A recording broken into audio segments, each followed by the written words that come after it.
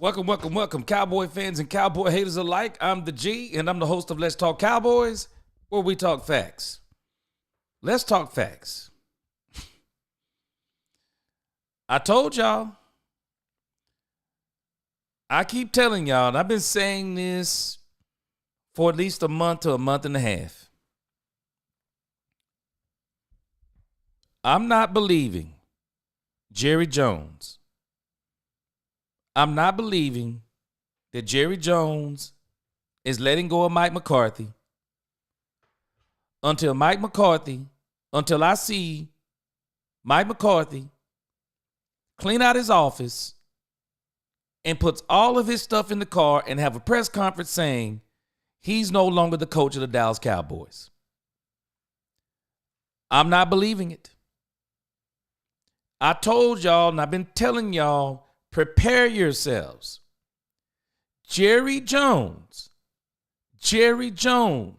and he's confirming everything I've been saying in this interview we're going to listen to here in just a moment. And then we're going to go through a couple of things.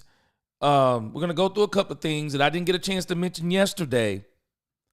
But we're going to probably keep it pretty streamlined today. We're going to probably go back to this whole thing about Mike McCarthy being the coach. We're going to go back to the draft. And we'll probably, let me see here. We'll also deal with the playoff picture. I want to deal with that also. But this thing with Jerry Jones, y'all, I told y'all, Jerry Jones likes Mike McCarthy. He does. And me and my uncle, we've been having this conversation, and my uncle said it. And I'd already been saying it too. I don't think we understand something. I think we need to realize it's hard to find yes men. And Mike McCarthy, with his passive aggressiveness, he fits what Jerry Jones likes. And so Jerry Jones, you can just tell by all of the interviews that Jerry had given up until this point that Jerry's been saying, if you're going to blame anybody, blame me. He knows what he left Mike McCarthy with. Now, what I'm blown away by the fact that all of this off of one game? We're talking one game, y'all. One game. And it's like, what are we talking about? What did we do other than winning one divisional game, which, if you ask me, they were heavily motivated by the fact it was Dan Quinn. We have no evidence if it was Mike McCarthy. As I said yesterday, Brian Broaddus is talking about, they're still playing hard for Mike McCarthy. Well, what about all the other weeks? I'm confused. Troy Aikman singing the praises of one Mike McCarthy when it was about a month ago that Troy Aikman was talking about poor route he said poor route running, poor route concepts, and in particular, bad play calling. Even Jerry confirmed it. And off of, you're telling me, one win, everything changed. One win, Micah Parsons. Y'all, you know what? I'm so confused by some of these Dallas Cowboy content creators. I said yesterday, Overreaction Monday. Did I not say in Overreaction Monday? I said, is Micah Parsons now the new LT? I said, I'm still not sold on Micah Parsons, y'all. Okay, he had a great game yesterday. He was heavily motivated against Dan Quinn. I think there were a lot more things at stake because I'm telling you, if Micah Parsons, at least in my opinion, if Micah Parsons doesn't come out and have a great game yesterday, what would everybody been saying about him? What would everybody been saying about him and Dan Quinn's relationship? Now, I find it to be strange. Micah Parsons wasn't singing that song of "We're not tanking. I don't care about the draft position." He wasn't saying that week before when he said this is a good football team and the position, and the scoreboard is not reflecting it. Him and Trayvon Diggs went on to even say that what they are going through, they needed to go through. What, losing? They win one game against the Washington Commanders, and you're telling me that life changed? What's going on, D-Rail, Sports Junkie, Marvin, Jose Quevedo, Jared, what's going on? Confident Cowboys fan. I mean, come on. One game? This to me is everything wrong. You know what? I'm going to continue to follow the Cowboys. You know what? It is what it is. This is what it is. But we will drink the Kool-Aid so fast. Why are we drinking the Kool-Aid so fast? I said it, I'm going to say it again. A tree is known by the fruit that it bears. I'm not listening to Micah Parsons based on one game. Okay, you started to talk back up. You had a good game. So what are you going to do on the next one? And it's not going to be two. Two ain't enough. We know Micah Parsons is talented. Two ain't enough. And Micah Parsons, y'all, I'm telling y'all, I'm hearing stuff, and I'm just being honest with you. Excuse me. I'm being honest with you. All this talk about Micah Parsons being the leader of this team. No, Micah Parsons cannot be the leader of this team. If he wants to, in some form or fashion, be the leader on defense, okay.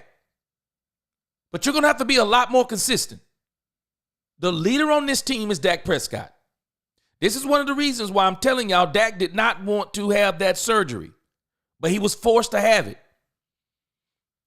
Because the problem on this team, there are so many Chiefs. Everybody's jockeying for a position. It's Jerry. It's Steven. It's Micah. It's Trayvon. I mean, it's CD. Everybody's talking about being a leader. Man, first of all, you need to be a leader in your diligence, your study, your dedication. I'm not taking Micah Parsons serious until we see some consistency down the stretch. Can we see a signature game in a meaningful playoff game? We put all the onus on Dak Prescott, but can CeeDee Lamb, can Micah Parsons show up like the Kansas City Chiefs defense showed up for Patrick Mahomes last year when he threw an interception in the Super Bowl? Can he show up like that? I got to see a lot more, y'all. This Dallas Cowboy team, this is their problem. They talk too much. They get up. They get too excited about, hey, man, enjoy the win. Enjoy it. I'm not telling you don't enjoy it. Many of us are glad. You got to win. You look like you had some fight left in you. We're glad. But all this, we can make a playoff run? So we're back to writing checks that we don't even know if we got the money in the bank to cash? Man, let's slow down, man. Leaders don't talk like that. One game at a time. I'm not worried about the playoffs. I'm not worried about none of those things. One game at a time. This team problem, it's like they start reading their own press clippings. They start hyping themselves up. No, one game at a time. Understand all of the things that happened in this game that will probably never happen again at the same time. 2 kickoff returns in the fourth quarter. Missed, botched, extra point that would have tied it 27-27. Let's calm down, Dallas Cowboys. Let's calm down. Let's just understand that we witnessed something that probably will not happen again, but you won the game. Let's do it one game at a time. One game at a time. This doesn't make sense. Jared says signing back Mike McCarthy is an absolute disgrace. I've been telling y'all, man.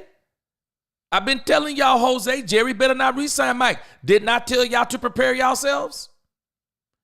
Confident Cowboy. I don't mind Big Mike returns. Just give the play calling. He's not going to give up the play calling duties. I promise you he not. Because if he gives up the play calling duties, what's the alternative? We don't want Brian Schottenheimer.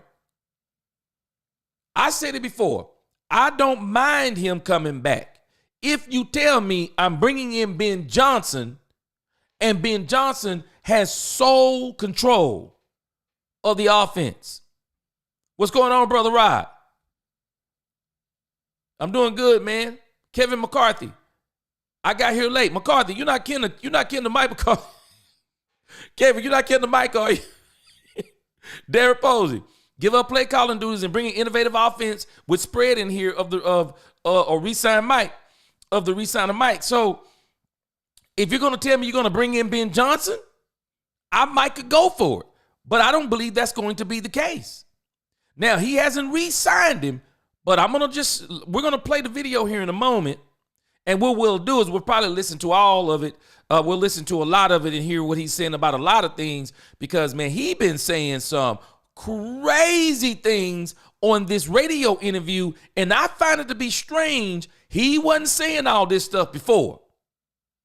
Jared said, and this is why it's absolute BS to keep pointing every finger at Dak Prescott. He's not encouraging any of this nonsense.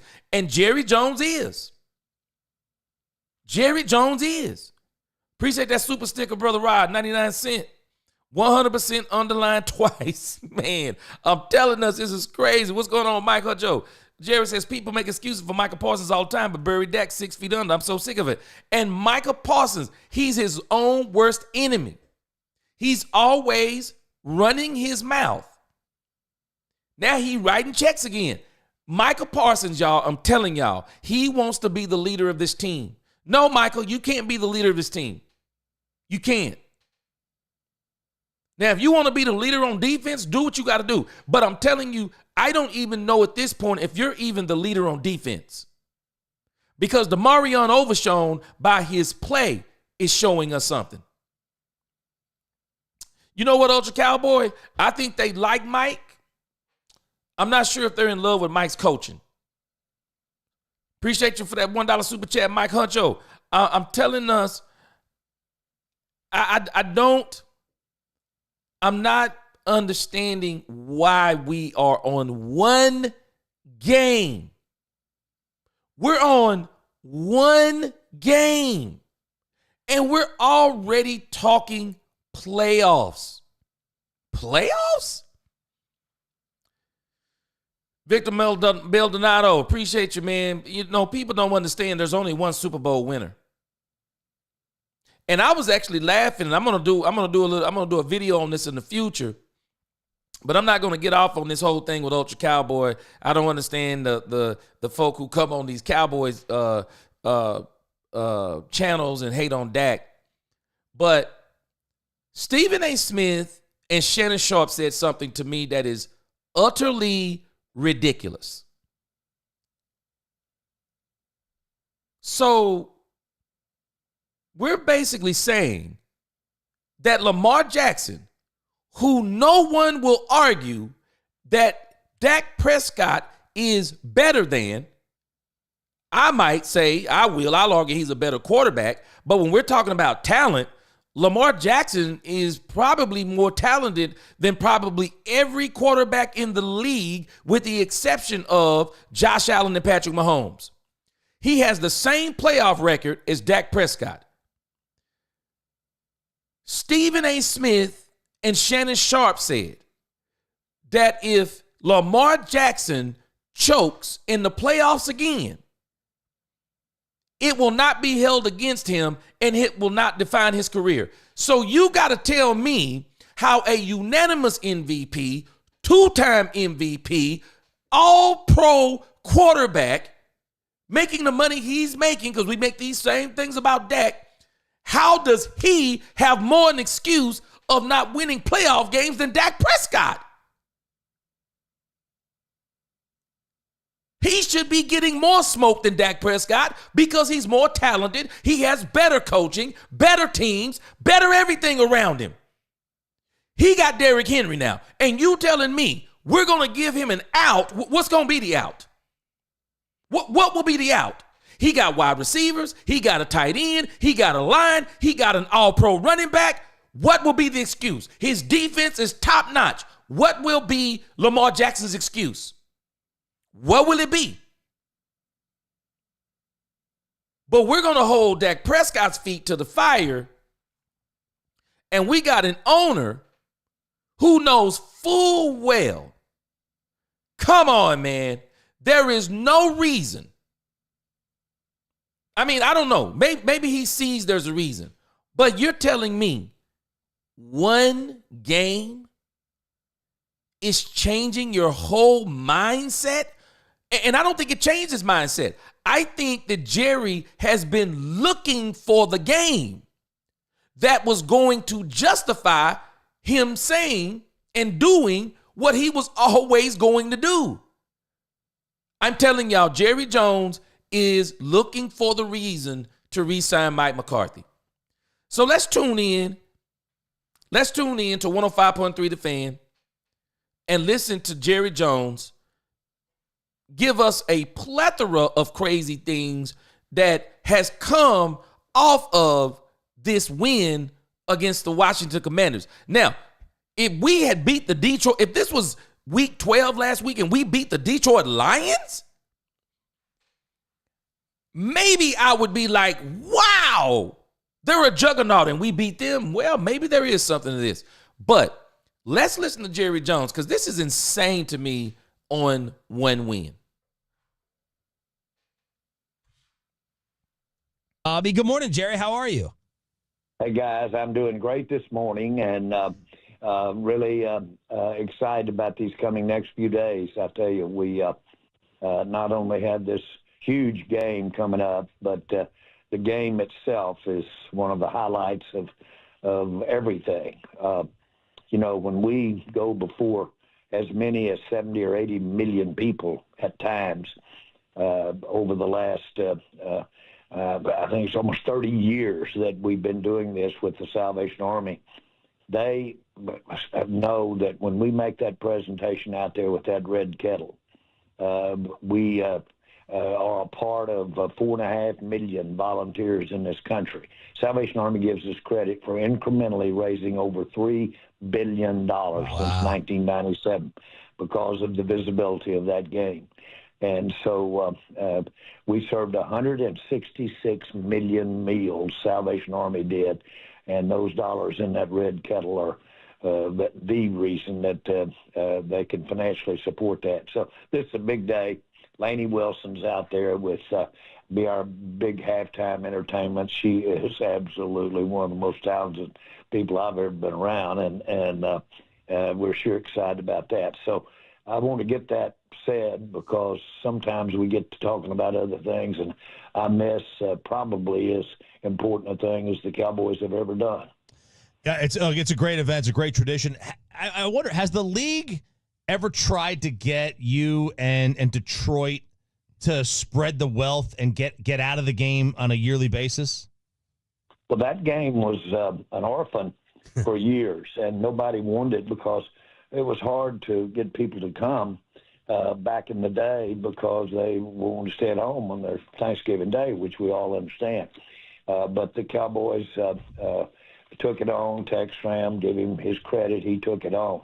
But the one who made it into the national event that our game is, has distinguished this game, this time of the afternoon, was Charlotte Jones.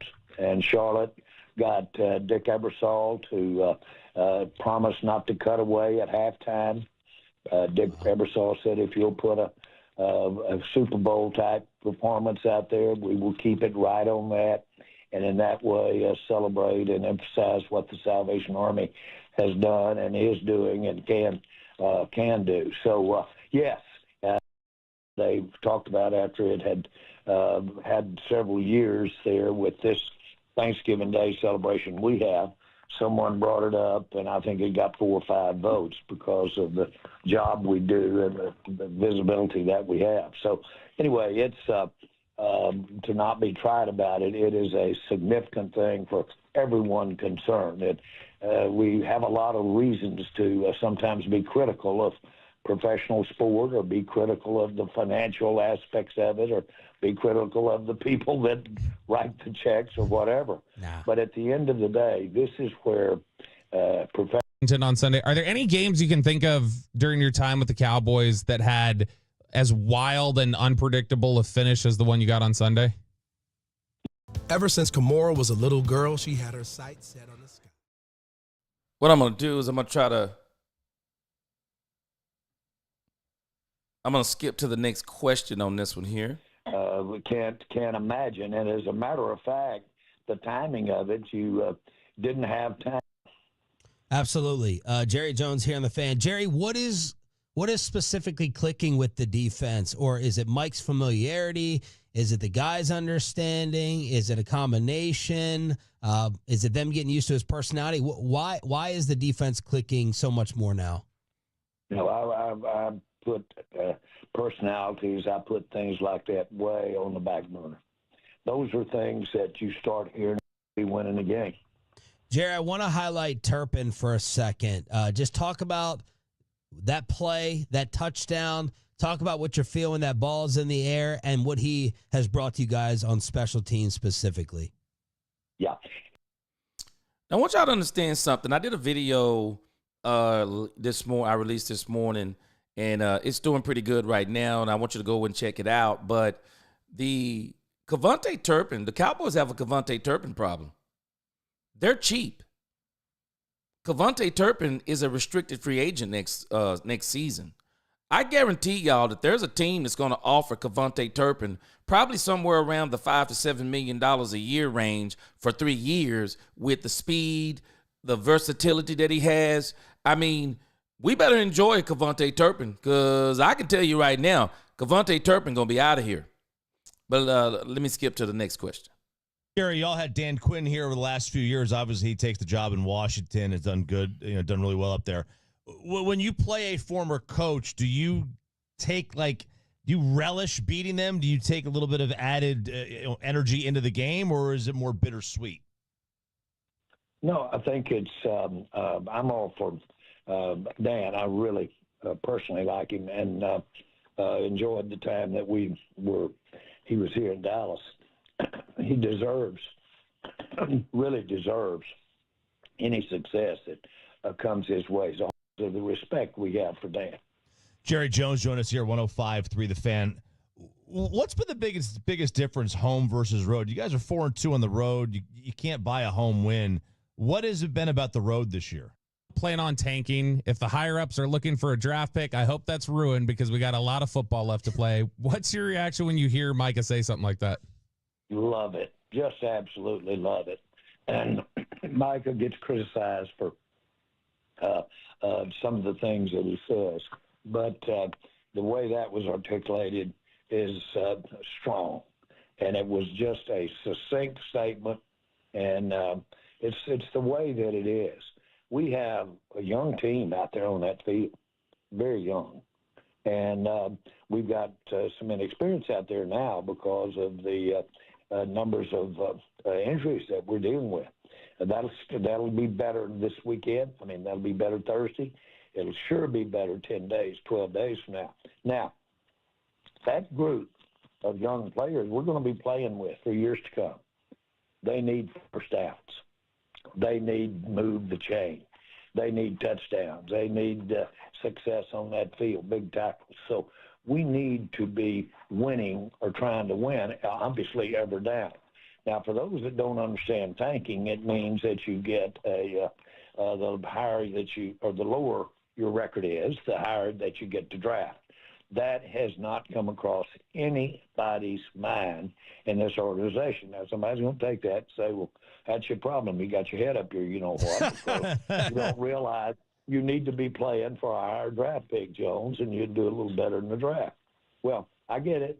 I get all of it, but it's critical to us to get out here and compete. Those guys will be there for us, the ones we want when we get there in the draft.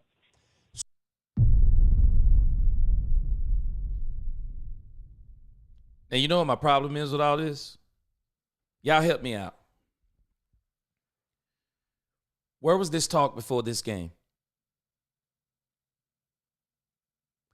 Did anybody hear this talk before they won this game? Okay, you're not tanking. So is there any reason why you didn't come out and say it before this? Is it any reason why even Dak Prescott said that we need to go through this? Is there any reason why Michael Parsons and Trayvon Diggs just 2 weeks ago said we need to go through this?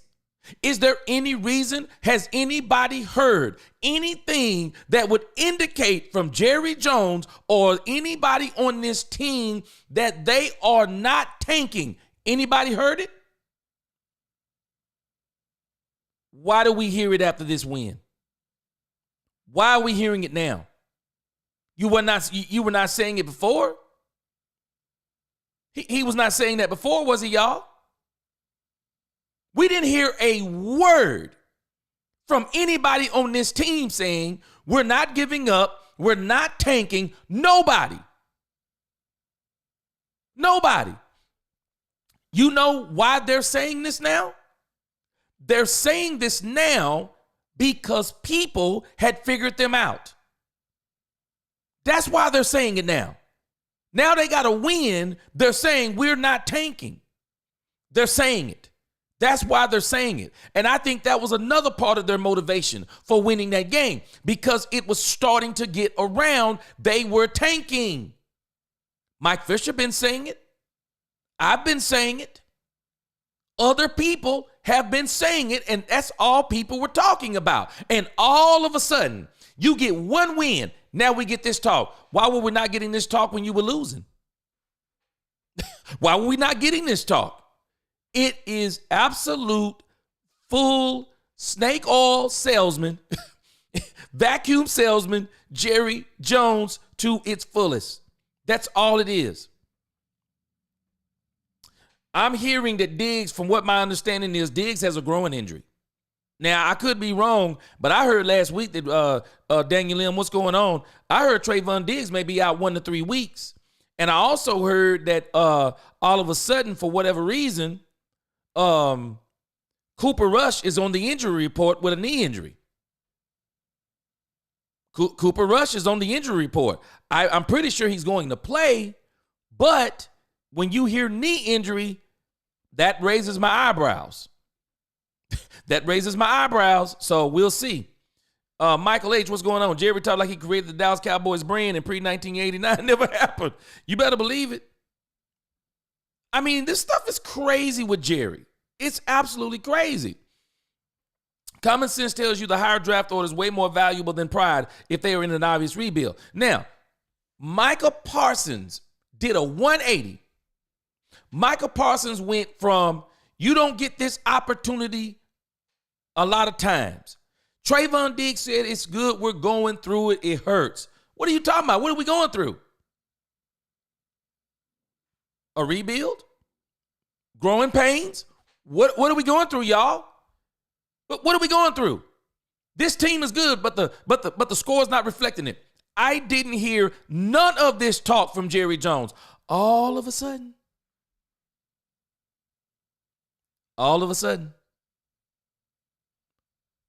this team is talking like they're going to the doggone playoffs. What? This is absolutely what is wrong with this team. I'm the coach of this team. Because if I'm the GM and the owner, I'm not saying a word. Shut up. I don't need to be talking. If I'm the coach of this team, I don't want to hear nothing about playoffs. We're playing one game at a time.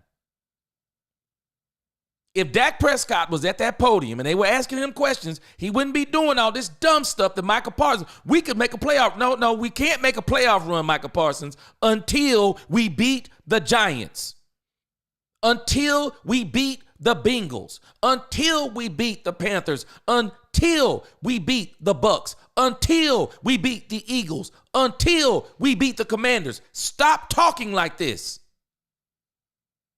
This is absolutely crazy. This is the very thing that's wrong with this team. We're going to beat the Giants.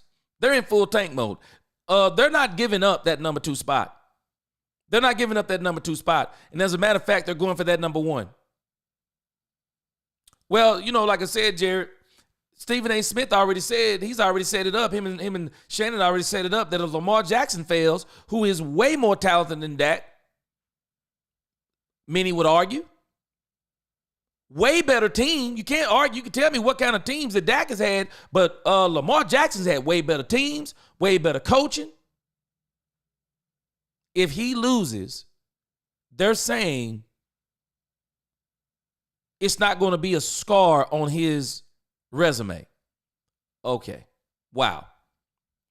Donald says, I want to be the fans of the Cowboys as long as they have, I won't be a fan of the Cowboys as long as they have Mike McCarthy as coach. He is a sad excuse of a coach.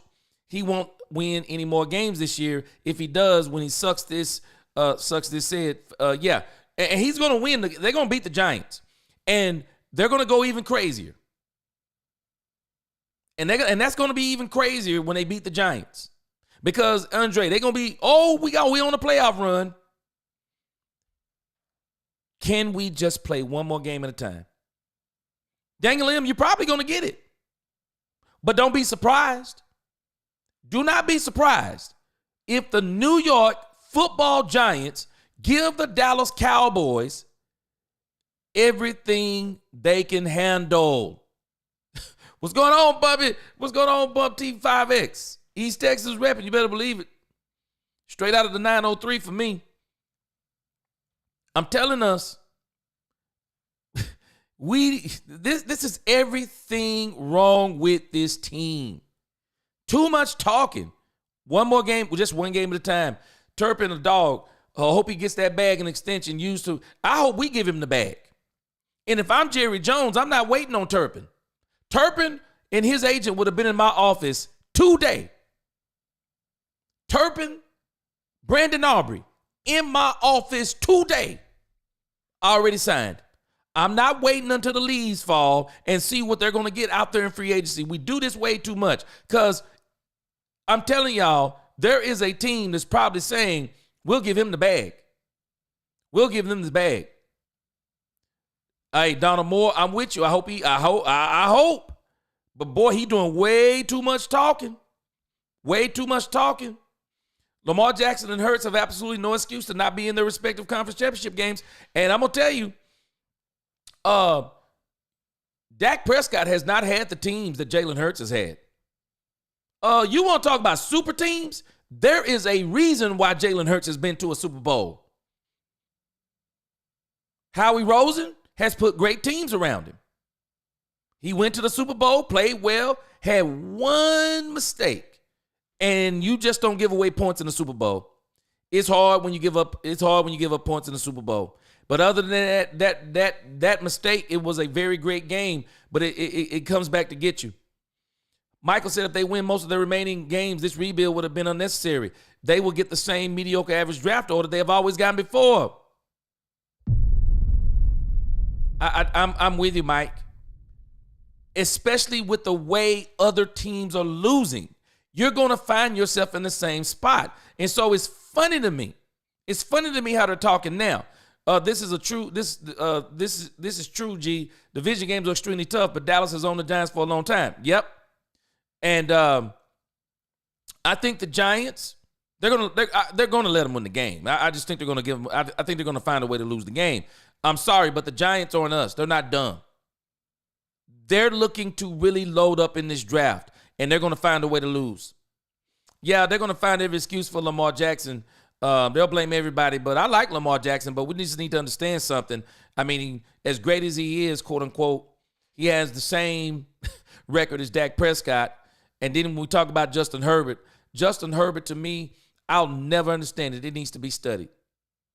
Justin Herbert has done absolutely nothing and gets all the praise. I mean, I was just watching last night and they're talking, oh, wow, man, they're making that throw. Okay, I don't care what throw he made. Did he lose the game or not? Cowboys do not deserve to be in the playoffs. They do not have a playoff team. Stop the madness.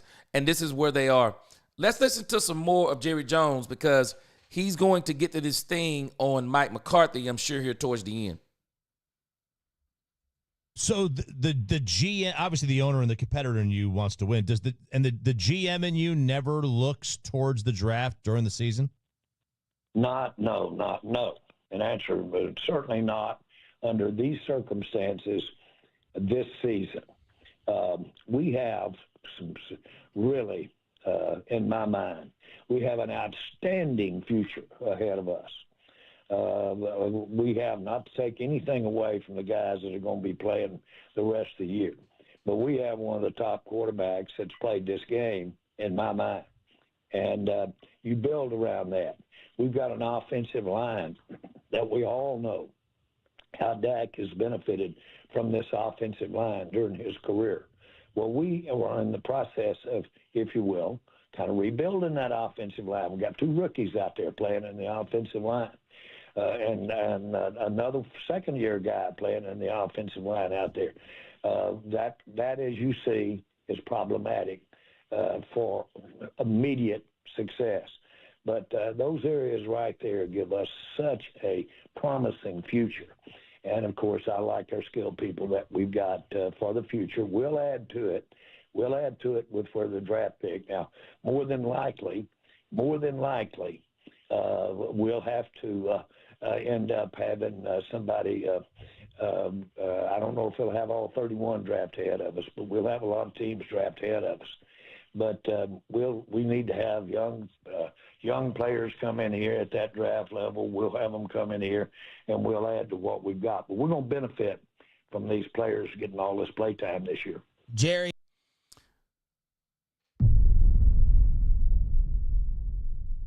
So Jerry just spoke something, y'all. I don't know if you caught it. This leads me to believe that Jerry Jones believes that this team is going to win a lot more games. I believe Jerry believes this team is probably going to win, 4 more games? He said there will be a lot of teams ahead of them in the draft. There'll be a lot of teams ahead of you in the draft? Well, doggone it, Jerry, you're at number 11 right now. What are you planning on doing? Or do you plan on being so dominant? Are you telling us that you're going to go from number 11 to what, 18, 19, 20? I find that to be very ironic that Jerry is saying that. That's very ironic.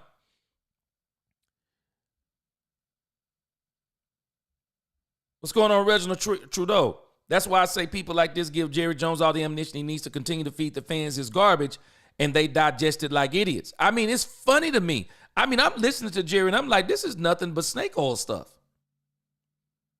Can we win another game? Can we at least, I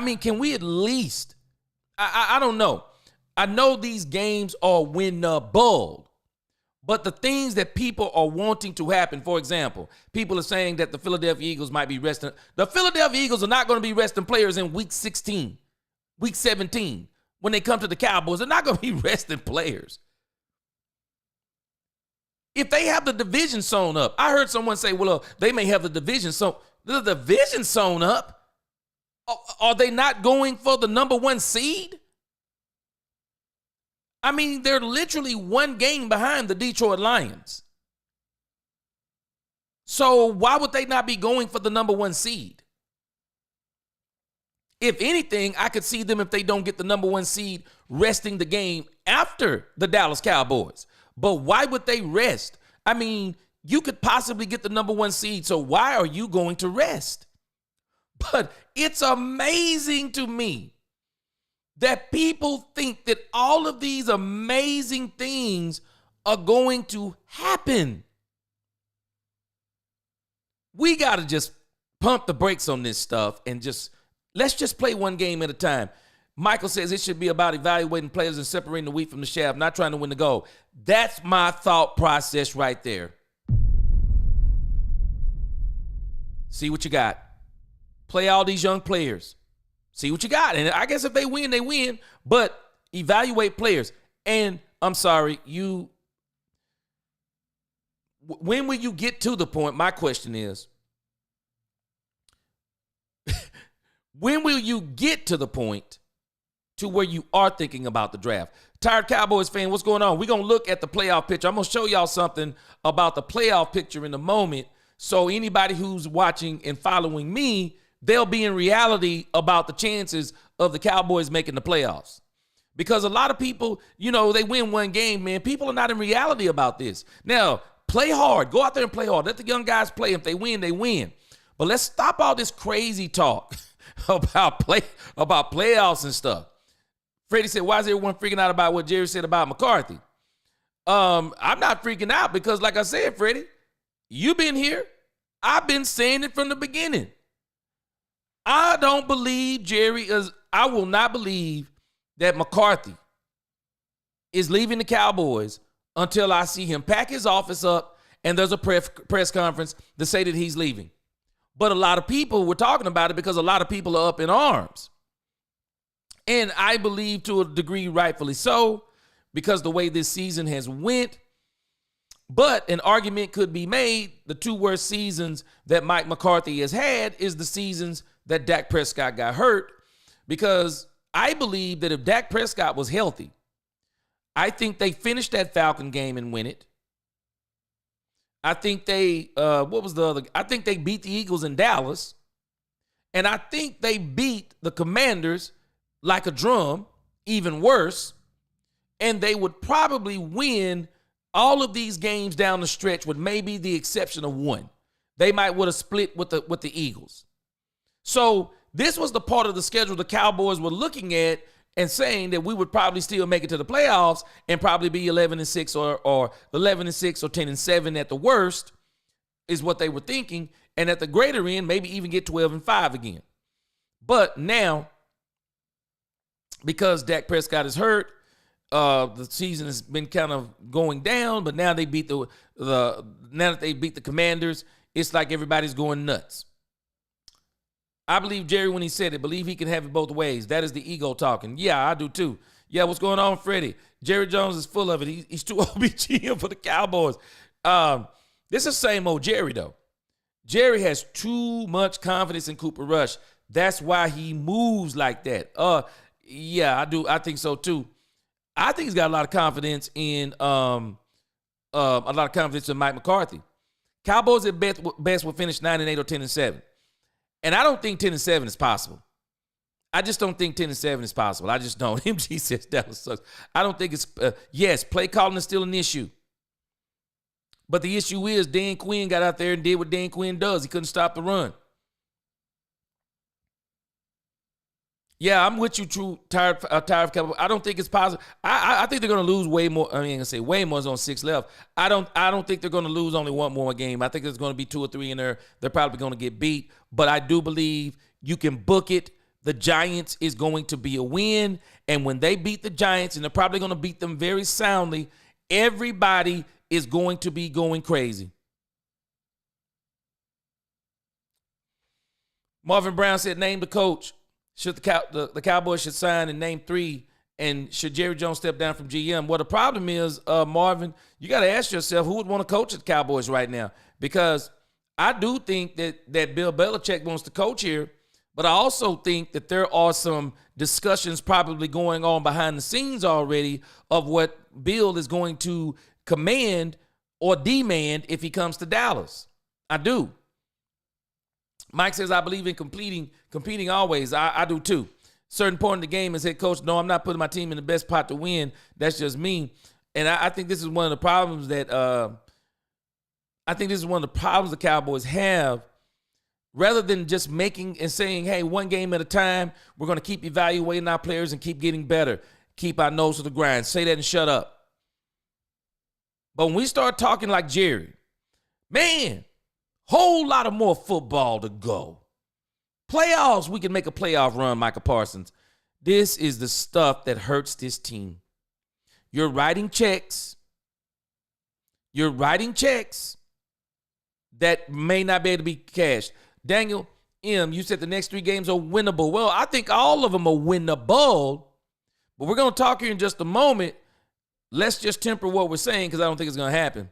Joy Taylor literally said like over a year ago about Herbert's beautiful look on the football field. Oh, yeah, she loves him. She loves the way he looks. This is not G, but has anyone stopped to think that Jerry's not telling the media exactly what he's thinking about keeping Mike McCarthy? We're gonna talk a little bit more about that. Let's listen to more to what he says. What's going on? No cap. Let's listen to what's going on, Roberta. Janie, Jerry Jones is blowing smoke and he's not wanting the Cowboys to win. I don't think he does either. I think he's saying he wants them to win, but I don't believe he wants them to win because everyone knows it's hard to go wrong with a top 10 draft pick. And the closer you get to the top 10, I have always heard the top 15 to 20 in the draft is the true first round. I've been hearing experts say that once you get past 20, that's really the second round. You get great players at the top of the draft. I think John Gruden is a dark horse hire for the Dallas Cowboys. Man, that would be something right there if that happened. That would be something. Jerry's trying to talk like Jimmy Johnson. Cowboys still stink. Yeah, and we got to see more. I think after the Giants game, we'll go back to losing games. They're going to beat, and I'm telling you, I'm not going to be surprised if this Giants game, shoot, man, let me tell you something. Yeah, and I bet you what, Andre, a lot of them tickets, they were having problems selling. How much you bet them tickets done started back selling again? I bet you on Thanksgiving Day, that thing is going to be full. JP, what's going on? Jerry, is Mark Cuban greedy? Let's listen to the rest of this because I think he's about to get to the Mike McCarthy thing. Out of curiosity, just outside of you guys, even when it's done in other sports, do you agree or do you have a very passionate response towards the idea of tanking? Do you understand when teams do it, or do you just have a competitive problem with it when others do it? No, and I know you had a long question, and I gave you a one quick no. I just think the game is too important. The win is too important. You look at a coach, and boy, a coach is sitting there. He's don't think they don't add up their wins and losses during their career, and they don't like to have a loss on there if they can just ask for it. And so my point is, for all of us, a win is a very satisfying thing under any circumstance, and it helps you build. And so there's a lot of ambiguity with those draft picks. I've had draft picks that were extraordinarily high that didn't work. I've had them low that knocked it out of the park. And so you've got to weigh what happens when you get the picks and the odds of you knocking one out of the park there as well, as opposed to winning a game. Cowboys owner and general manager Jerry.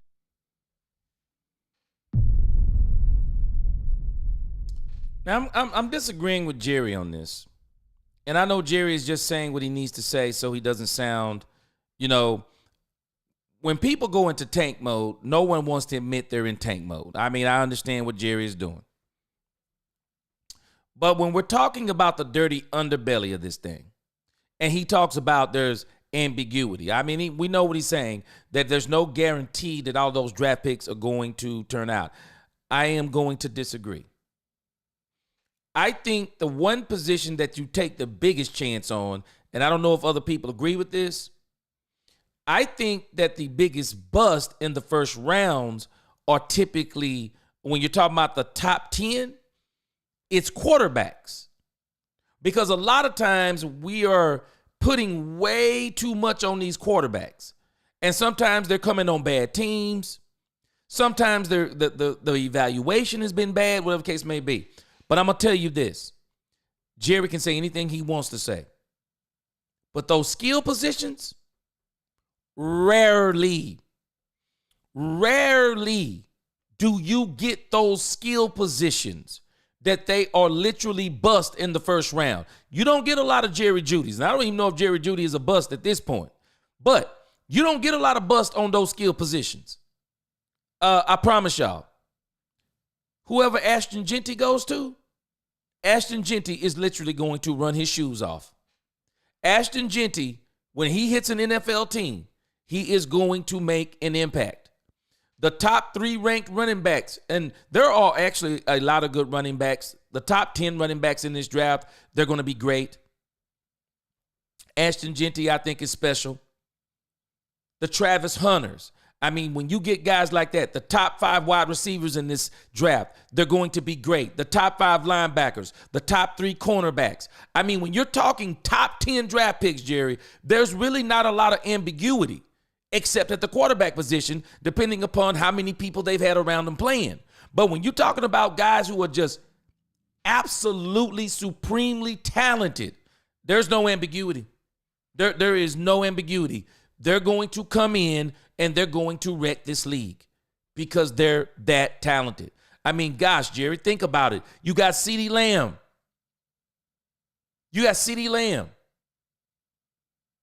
He's the last skill position pick you've had in the top 10. Look at him. You got to get in that top 10 or near if you're talking about those skill positions. You have to. You got to stop doing those retreads. You got to stop trying to get those guys who they didn't make it on some other team, and you going to be the one who going to make them be what they were not. No, bro. No. Jonathan Mingo, cool. I'm going to tell you something. If Jonathan Mingo is truly him, I don't care what they're doing in Carolina.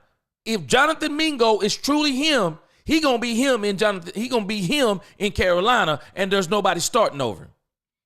Politics or not. If he's him, he's him. Now, that don't mean a second chance he might not turn into him and do some things better. But Jerry is being disingenuous. When you get at the top of that draft, when you're in the top of that draft, you top 10, I'm sorry, those guys are going to hit more likely than not. It's when you're actually in the 15s. Those guys may need a little bit more developing depending upon the position. Unless you just find somebody who everybody looked over. Maybe they dropped because of some issue. But I'm not agreeing with Jerry on that. No, you get in that top 10, bro. It's all good. Jerry Jones joining us here on Sean and RJ on 105 through the Fan. Jerry, you talk about the pieces that you guys already have in place that have you optimistic about the future. And in my opinion and a lot of others, we felt like that was the best coaching performance that you've gotten for the team all season on Sunday. I don't know if anyone's even asked you this, but is it crazy to think that at the end of this season, we could be talking about an extension for Mike McCarthy? Congratulations. You guys are officially. All right, here come the question of the day. Well, I don't think that's crazy at all. Well, I don't think that's crazy at all. That's not crazy. And listen, Mike McCarthy is an outstanding coach. I was listening to the game last night, watching it, and Aikman was talking about it, and he's reiterated that several times publicly. This Super Bowl winning coach. And Mike McCarthy has been there, done that. He's got great ideas. So bottom line is that in no place in my body language or anything else have you seen indications about what we're going to be doing relative to this staff at the end of this year. And we shouldn't. We got a lot of football left. I used to play 10 games in college. And so if you measured it by that, we've got 60% of a college season left. It's longer now, of course. But, 6 football games, that's a lifetime. Jerry, one of those football games you got the Giants coming up this week. They received a lot of national criticism over the last week for the way they handled the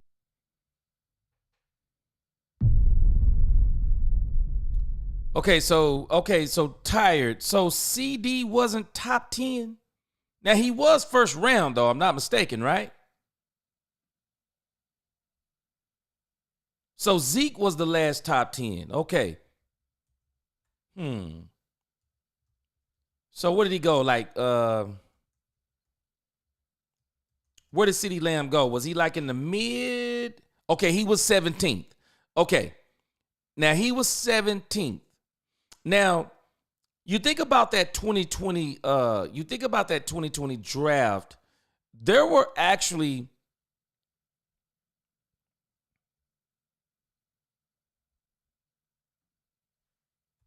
when you think about CeeDee Lamb's 2020 draft, and I think there was actually some stud, if I'm not mistaken, there was some absolute super stud wide receivers, if I'm not mistaken, in that draft class. Am I right about it?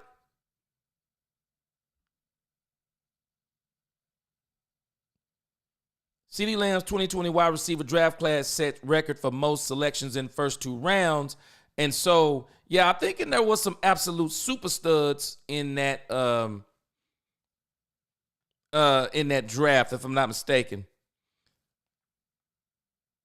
I was trying to look at this draft in the 2022. Let's see here. Henry Ruggs III. Now, he's the one that wound up going to jail, right? Had the car accident. Correct me if I'm wrong. Okay, they had Jerry Jeudy. CeeDee Lamb was number 17. Jalen Reagor was 21. Brandon Ayuk was 25. And man, that was actually a pretty man. You know what? It's kind of funny when you think about that draft. It just goes to show you how good CeeDee Lamb is. He's not, he's a finesse receiver, but he's 17. I bet some folk look back at that draft now, and you think about Henry Ruggs. You think about where's the other wide receiver? Let's see. Yeah, it was Henry Ruggs. I bet you now, if they could do it all over again, how much you bet how much you bet the Broncos probably would have took CeeDee Lamb before Jerry Jeudy, and the Raiders would have took CeeDee Lamb over Henry Ruggs III. Hindsight is 2020. But I still disagree with Jerry, because I think that when you start talking about that top 10, while there is a chance of those guys not hitting, there's a good chance of those guys hitting too. The quarterbacks is where I have a lot of reserve when you start talking about top 10. But those other players, man, if they are what they are, and that's also why I said too, tired Cowboys fan, I've heard that once you get out of once you go past 20, those are not what you would call the first round. But you think about this. Justin Jefferson went 22 in that draft. Justin Jefferson should have probably been top 5 in that draft. Should have been top 10. But it's funny too. I think what Jerry is saying, I think Jerry is also saying this. I think Jerry is saying, based on what they already probably have on the draft board, because he kind of threw it in, but he threw it in quickly. I think who they have their eyes on, I think that Jerry may be saying, who we have our eyes on, we will still be able to get them no matter where we are in the draft. I think that's what he's saying. That no matter where we are in the draft, we're going to be able to get what we want. But, you think about Zeke was a top 10 draft, and Zeke, those first couple of years, he was crazy. The only mistake the Cowboys made was, I don't want to say only mistake, but the mistake they made was extending Zeke.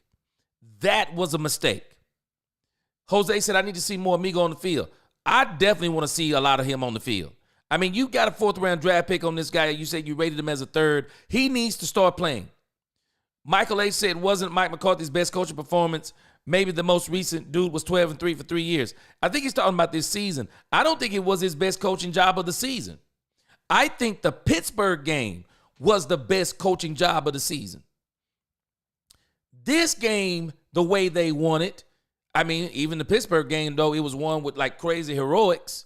You know, Dak Prescott, the Jalen Tolbert at the end. And I'm thinking, Queen, that Micah Parsons was top 10. Let me see here. Micah Parsons.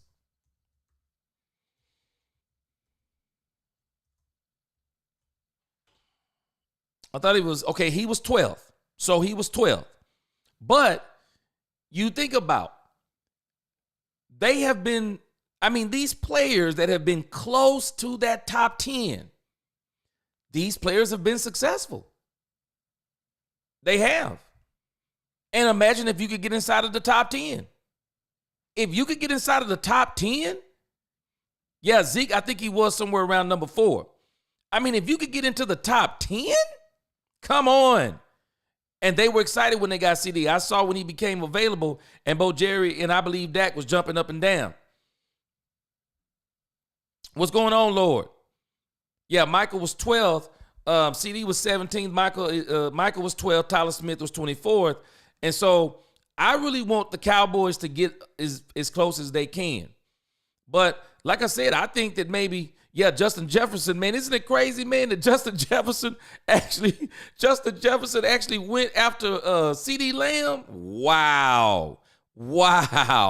Justin Jefferson was 22. Well, I bet everybody looking back now going, what in the world? Jamar Chase went in the 5th round. That is crazy. And Jamar Chase. T. Higgins went in the 2nd round. That draft was loaded. And, maybe Jerry is feeling like, even if we don't get Ashton Genty, even if they don't get Ashton Genty, because I've already looked at these, we've already kind of looked at some of the running backs and wide receivers in the top 10. I would still be happy if they got some of these other guys in the draft. But I think that maybe Jerry is saying, I think Jerry is maybe saying, you know what? We can still get who we want in the draft. Because one of the questions I looked over in my Overreaction Monday is I overlooked the question of, did the Dallas Cowboys mess up their draft? And I think they're going to, if because according to Jerry, now he's saying that we don't care nothing about the draft, which I still find it to be ironic that Jerry was not saying those things before they beat the Commanders. Why were you not saying those things before the Commanders? But okay, I'll let you tell it. But when you look at the 2025 draft order as it stands right now, and I told someone on X and they were like, no, we're going to make the top 5. I knew we were never going to crack the top 5. I knew we were never going to crack the top 5. And if the Cowboys win one more game, they're basically going to be back where they were. Pretty much close to where they've been drafting the whole time. And I kind of thought they wanted to draft higher than they've been drafting in the past so they could get some of these quote-unquote top-tier players that are going to be in the draft, because they don't need a quarterback, and they're saying it's not a good quarterback draft, but all the other positions they're saying are all good. And so they're out of the top. One more win, they're out of the top 10. I believe they'll be out of the top 10 with one more win. They will definitely be out of the top 10 with one more win, because I think you're going to watch. I wouldn't be surprised if the Cleveland Browns win some more, but I think the Jets will continue to plummet. There are rumors that Aaron Rodgers is going to be benched. Tennessee, no worries. They're going to continue to plummet. Carolina Panthers, no worry. They're going to continue to plummet. New England Patriots, it could win some here and there. But I believe the Panthers, the Titans, the Jets, they will all continue to be in that top 5 and 6. I think you're going to probably watch a slide of the Browns. We'll see what the New Orleans do. They have an interim coach. He's trying to win games. Cincinnati, I think they're going to try to win games, because at the end of the day, I think what they need are linemen. So I don't think for them it's as big of a deal to quote unquote be top 10.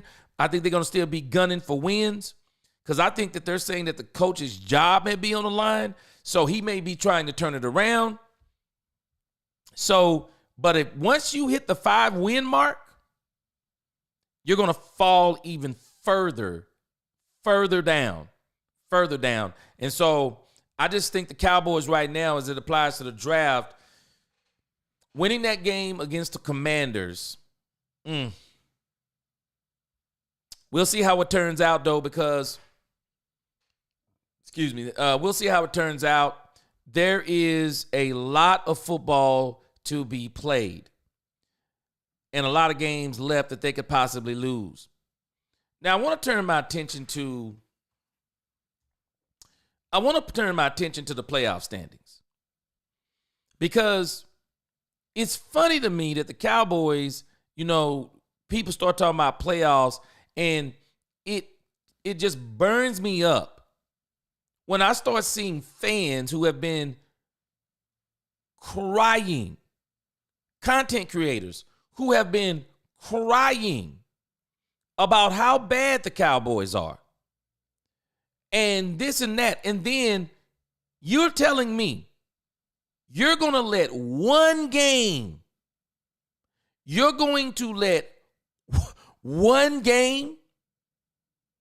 after what you've seen, I mean, a huge sample size of. We have watched a huge sample size of the inconsistency of Mike McCarthy.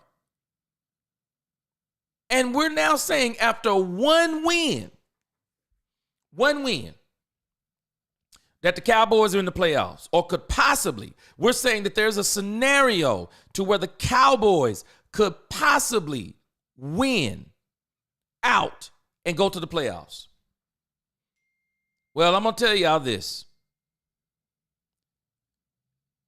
The amount of collapse. Michael, I'm with you. The top 5 ain't winning no more purposely. Aaron Rodgers, hint, wink. Yeah, they're sitting him down. And this is why the Giants are doing what they're doing. They're going to give the Cowboys the game. And I hope it don't inflate their ego, but they're going to give them the game. I'm telling us. MG, hey, don't be surprised. I don't know about a 47 game. I mean, when you get a team, because you can't tell them they're tanking. So you get a team, let's say they go out and play hard. You never know when what happened to the Cowboys going to happen to you. What if Kevontae Turpin returns a touchdown? What if Washington, when they got ready to tie the game up, you never know if there's going to be a botch snap. I mean, you don't know this stuff. So, I mean, anything can happen. So just like the Cowboys snuck up on the Commanders and beat them, if we're not careful, because I'm sure the Cowboys are going in knowing they're going to beat the Giants, they're in tank mode, well, they got an interim coach. He might step up in there and make a mistake and win it. So, who knows? Should Dallas finish the game strong to save Mike's job, or should they fire him and hire Deion Sanders? Well, they're not going to get Deion Sanders. Yeah, they're not going to get Deion Sanders because they're not going to be able to get Shador. Shador Sanders, I'll be shocked if Shador does not wind up at the Las Vegas Raiders. That is, I believe, his destination. And not only do I believe that's his destination, I wouldn't be surprised if down the road, Deion Sanders becomes the coach of the Raiders while his son is playing there. Because I believe Travis Hunter's probably going to go to the Jaguars if they remain first. I think that Shador is going to go to the Raiders. And the Sanders that I think is going to play for the Dallas Cowboys is going to be Shiloh Sanders. I believe Shiloh Sanders will be a safety for the Dallas Cowboys in 2025. I'm not prophesying it, but I am saying I think that's the route they're going to go. But I want you to look at this weird playoff issue. A lot of people do not actually understand what they are saying, either that or they do not understand what they are looking at, including people like Michael Parsons. Because I'm going to show you there is a problem in this playoff in this 2025 season. And the problem in this playoffs is none other than the NFC North. The NFC North is an absolute problem. And the reason why the NFC North is a problem, y'all, is the NFC North, the Lions. They hold the 1 spot. The Eagles, they hold the 2 spot. I hate to be the bearer of bad news. But unless the Eagles have an epic collapse, and I don't think it's happening, the Eagles are going to win the NFC East. They are going to win the NFC East. And then when you look at the 3rd spot, you have the Seahawks and the NFC West. Now we got the 49ers. I think it's the 49ers, and who else is it down here for the West? Yeah, we got the 49ers and the Cardinals. So the only thing that is basically going to happen is if the Seahawks lose to, if they were to lose to one of these teams like the Cardinals, or if they lose to the Rams, they wouldn't, let's not say the Rams. Well, I guess we could say the Rams or the 49ers. They're still not going to move down because they would still have if they move down, the only thing happens is that one of these teams will replace them. So the 3rd spot has to go to a divisional leader. So the wild card can't get in there. The only chance the Cowboys have is the wild card. They can't get into the first 4 spots. It has to be a divisional leader. And so again, with the NFC South, the only thing that happens is if they wind up losing to the Bucks or losing out to the Bucks or the Saints, which is not going to happen. Not going to happen with the Panthers. But if they wind up losing out to the Bucks or having a less record than the Bucks, the only thing happens is the Bucks flip into that position, right? Now here becomes the problem that the Cowboys have. Again, it's the NFC North. The Vikings are 9-2. Call me crazy. I'm just saying, I've been wrong before. I got a strange feeling the Vikings are going to find a way to win 2 more games. The Vikings will at least win 11 games. That number 5 spot is gone. The 5 spot is gone. There's no hope of the 5 spot. I'm going to go out on another limb. I could be totally wrong, y'all. I'm going to go out on another limb. I got a strange feeling. The Green Bay Packers have 6 more games to go. I got a strange feeling that the Green Bay Packers are going to win at least 3 of those games. You're going to see 3 NFC North teams with at least 11 wins. How crazy is that? How crazy is that? So, the number 5 and the number 6 spot, lockdown. Lockdown because of the NFC North. Total lockdown. The only chance, and I mean the only chance the Cowboys have,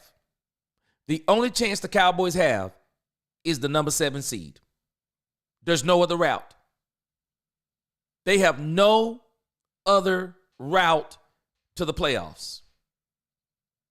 And in order for them to get those playoffs, when you look at these teams, and some of these teams, the Cowboys will be playing.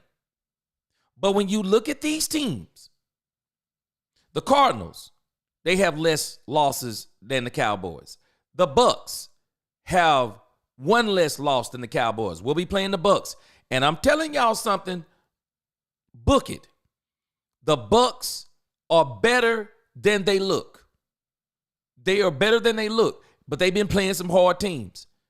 The Rams, They're 5-6. Not too worried. The 49ers, even if we wound up tied, and this is another problem, we would even have to overcome the tiebreakers. Because if we tied with the 49ers get the tiebreaker. We couldn't tie with the Saints. The Saints would beat us in the tiebreaker. When I tell you the possibility of the Cowboys getting that 7 spot is going to be hard, even if they win out, there's no guarantee they get that spot. But I would say if they did win out, the probability would probably be very high that they get that number 7 spot, because in order to get to that number 7 spot, they're going to have to run through the Buccaneers. They're going to have to run through the Panthers. We ain't worried about the Giants. They'll have to run through the Panthers. They'll have to run through the Giants. And I'm telling y'all, this team over here at number 10 on the AFC side, if you don't believe that the Bengals are still in the hunt. The Bengals are still in the hunt just because they're a good team. They're not winning, but let me be careful with good team. But Joe Burrow and Chase have been playing out of their mind. And with the remainder of their schedule, I will not be surprised if the Bengals can find their way somewhere to number 8. Now, the Broncos, I'm going to tell y'all something about the Broncos. A lot of people don't realize, man, the Broncos, their defense is their defense is crazy. I'm going to tell y'all, the Broncos are this dangerous.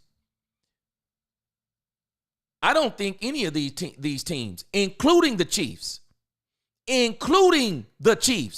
who, if I'm not mistaken, either beat the Broncos on a block field goal or something to that effect. I bet you a lot of these teams don't want to see the Broncos.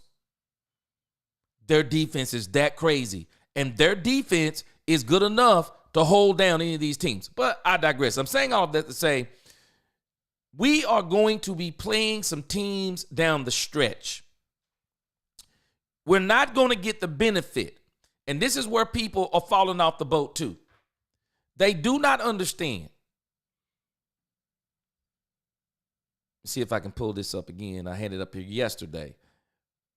The Cowboys, unfortunately, the Cowboys are not going to get the benefit, y'all.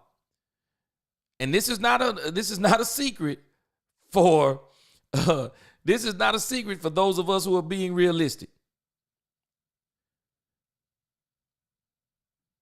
Pull up my graph here. The Cowboys do not get the luxury. The Cowboys, y'all, are not going to get the luxury of playing teams that are not in the playoff hunt. Now, we were playing a bunch of teams that are vying for the NFL draft like we were in the race, at least I thought we were, but now all of a sudden we flipped the switch, and now we're going to make a 6-0 run to the playoffs, and we're going to be 10-7, and we're going to go all the way to the Super Bowl. We're going to go all the way to the Super Bowl with the backup quarterback, and then we're really going to cause nothing but hell and chaos for Dak Prescott if they were to go all the way to the Super Bowl with Cooper Rush and this team. But we don't have the luxury, y'all, of where we're going to play teams. We're not going to play teams, y'all, that are not in the playoff hunt. Watch this. New York Giants, book it. Unless we turn the ball over like crazy and Tommy DeVito comes out and ball out of his mind and the coach called the game of his life, the Cowboys are going to beat the New York Giants on Thursday. Book it. Book it. They're going to win that game. When it comes to the Bengals and the Cowboys, please, Cowboys fans, do not write this game off as a win. Do not dare write this game off as a win. I'm just telling you. I have watched the Bengals play 3 games, and they have been literally in these things. They have given the Baltimore Ravens all they could handle. They've given some good teams all they could handle. That it took everything for those teams to literally hold them off. So do not count this Bengals. And I'm going to tell you another one. Don't you count this Panthers game as a win. Do not count this Panthers game as a win. They are trying to, Bryce Young is trying to prove he's NFL worthy. Don't write this Panthers game off as an automatic win. And this Buccaneers game, it is not going to be an automatic win. The Buccaneers are in the playoff hunt. They are coming up on the soft side of their schedule too. It's going to matter to them to beat the Dallas Cowboys. Now, what we got going for us is 4 out of 6 of these games are at home. But the Cowboys haven't won a game at home yet. The New York Giants will be the first win at home. I believe more than likely, I don't know if they get another one at home, but I think the Giants will be the first win at home for the season. And the fans who buy the Thanksgiving tickets, they'll be pleasantly surprised. I mean, they'll be pleasantly satisfied because the Cowboys, unless they collapse, they're going to beat the New York Giants like a drum. But the Buccaneers, they're in the playoff hunt. And the Eagles, watch this, y'all. The Eagles are going to be in the hunt, I believe, for the number 1 seed. The Eagles will be in the hunt for the number 1 seed. They will be. And so it is going to matter to them if they beat the Cowboys. And by the time we go up there in Philly, it's going to be cold. It's going to be cold. So they're going to be out. They're going to be ready for the Cowboys again, and they're going to try to sweep them, especially since we've basically owned the NFC. And then we got the Washington Commanders. I don't know. I'll say this as it pertains to the Washington Commanders. We're not. I think Dan Quinn is going to be a lot more ready for the Cowboys on the second go around. I think he'll be a lot more ready. I think the Cowboys actually surprised the Washington Commanders with how good they played. Even though down the stretch in the fourth quarter, I mean, we got to keep it 100. I mean, the Cowboys almost collapsed. I mean, the Cowboys almost collapsed at the end. So I just think the Cowboys, I want them to stay competitive. Yeah, keep trying to win. But do not let this playoff talk, do not let this stuff start coming out of your mouth. This is the kind of stuff to me that begins to hurt a football team. When you start creating a sense of false hope, rather than, how about we just stay focused, guys, one game at a time? Because that's how you build championship teams. You get them focused on the task at hand, one game at a time, one game at a time.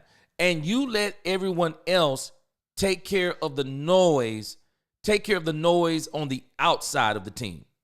You let them deal with that. But you don't have to step up. You don't have to come in and start saying all of these crazy things. You don't have to come in and start defending yourself. You don't have to do any of those things. You just do what you know to do. And so let me look at some of you guys' comments while I look up. Let me look up something here. I'm going to close out here around 7:30.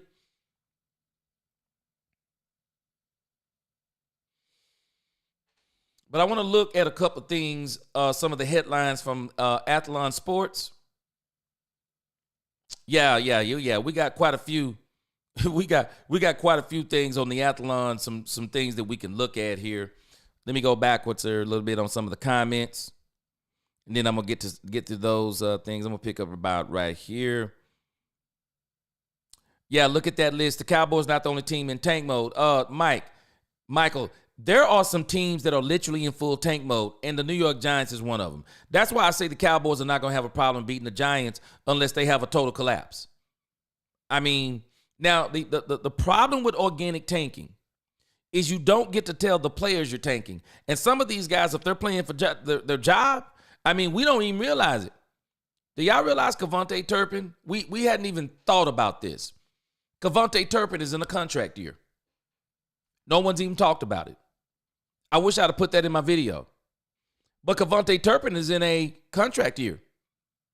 So every opportunity he gets, you ever notice how people play in those contract years? Kevontae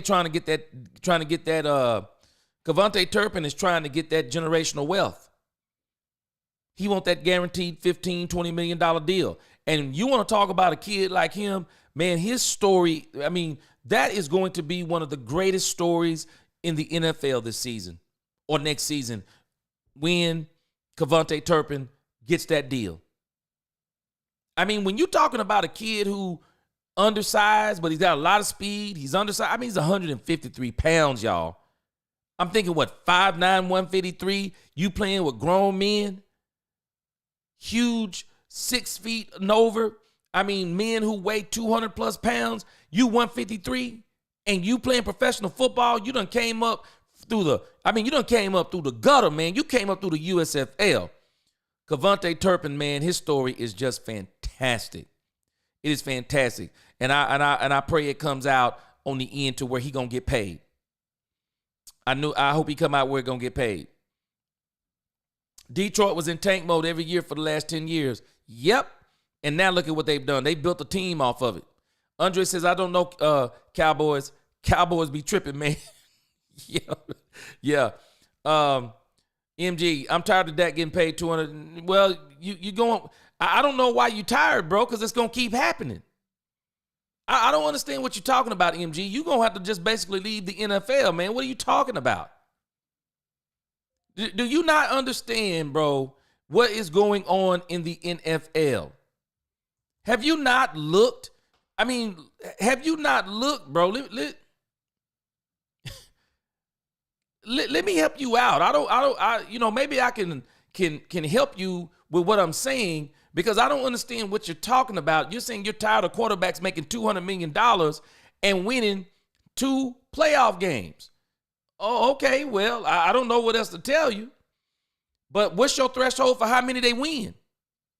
I mean, what's your threshold? Because I got news for you. Maybe you hadn't seen this list lately.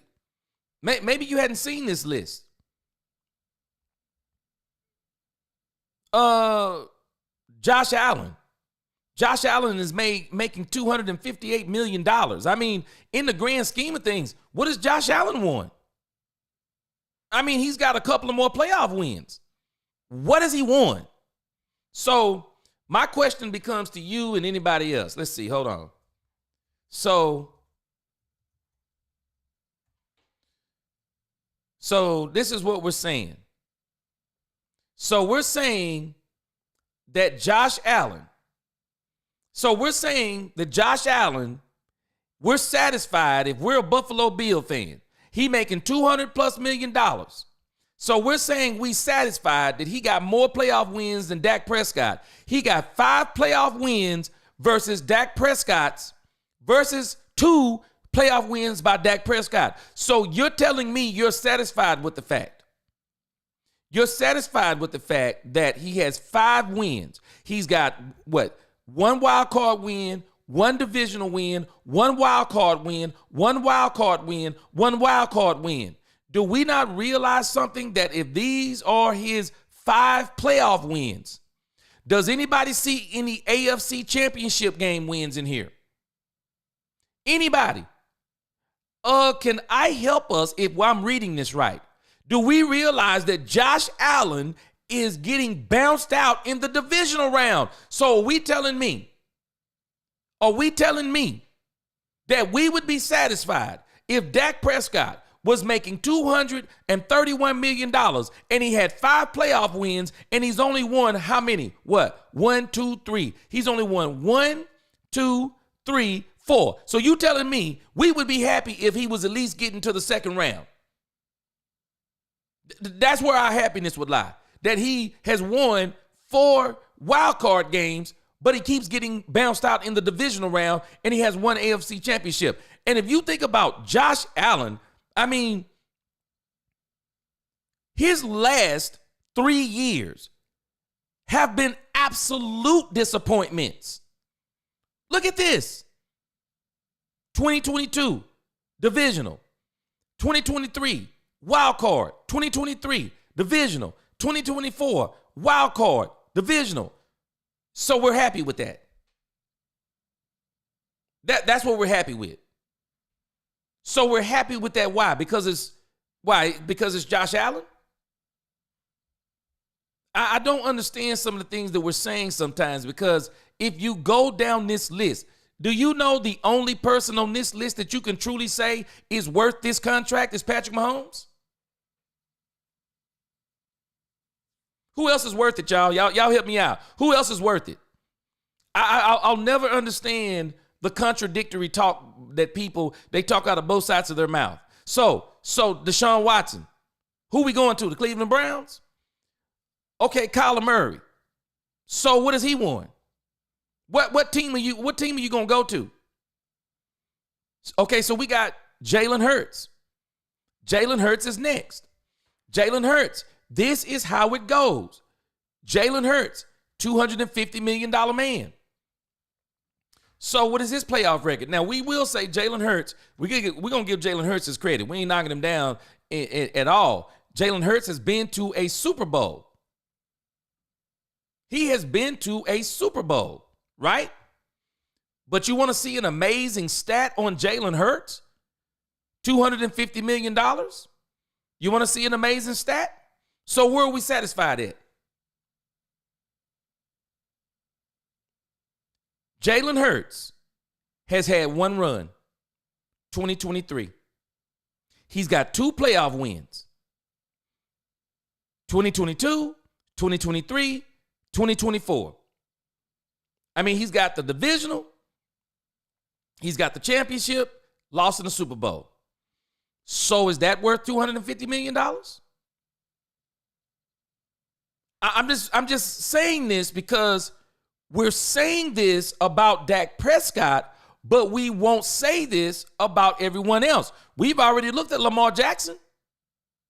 This dude is a unanimous MVP, 2-time MVP, first team All-Pro, if I'm not mistaken. His record is the same as Dak Prescott. What is he making? $260 million guaranteed. He's doing the same thing.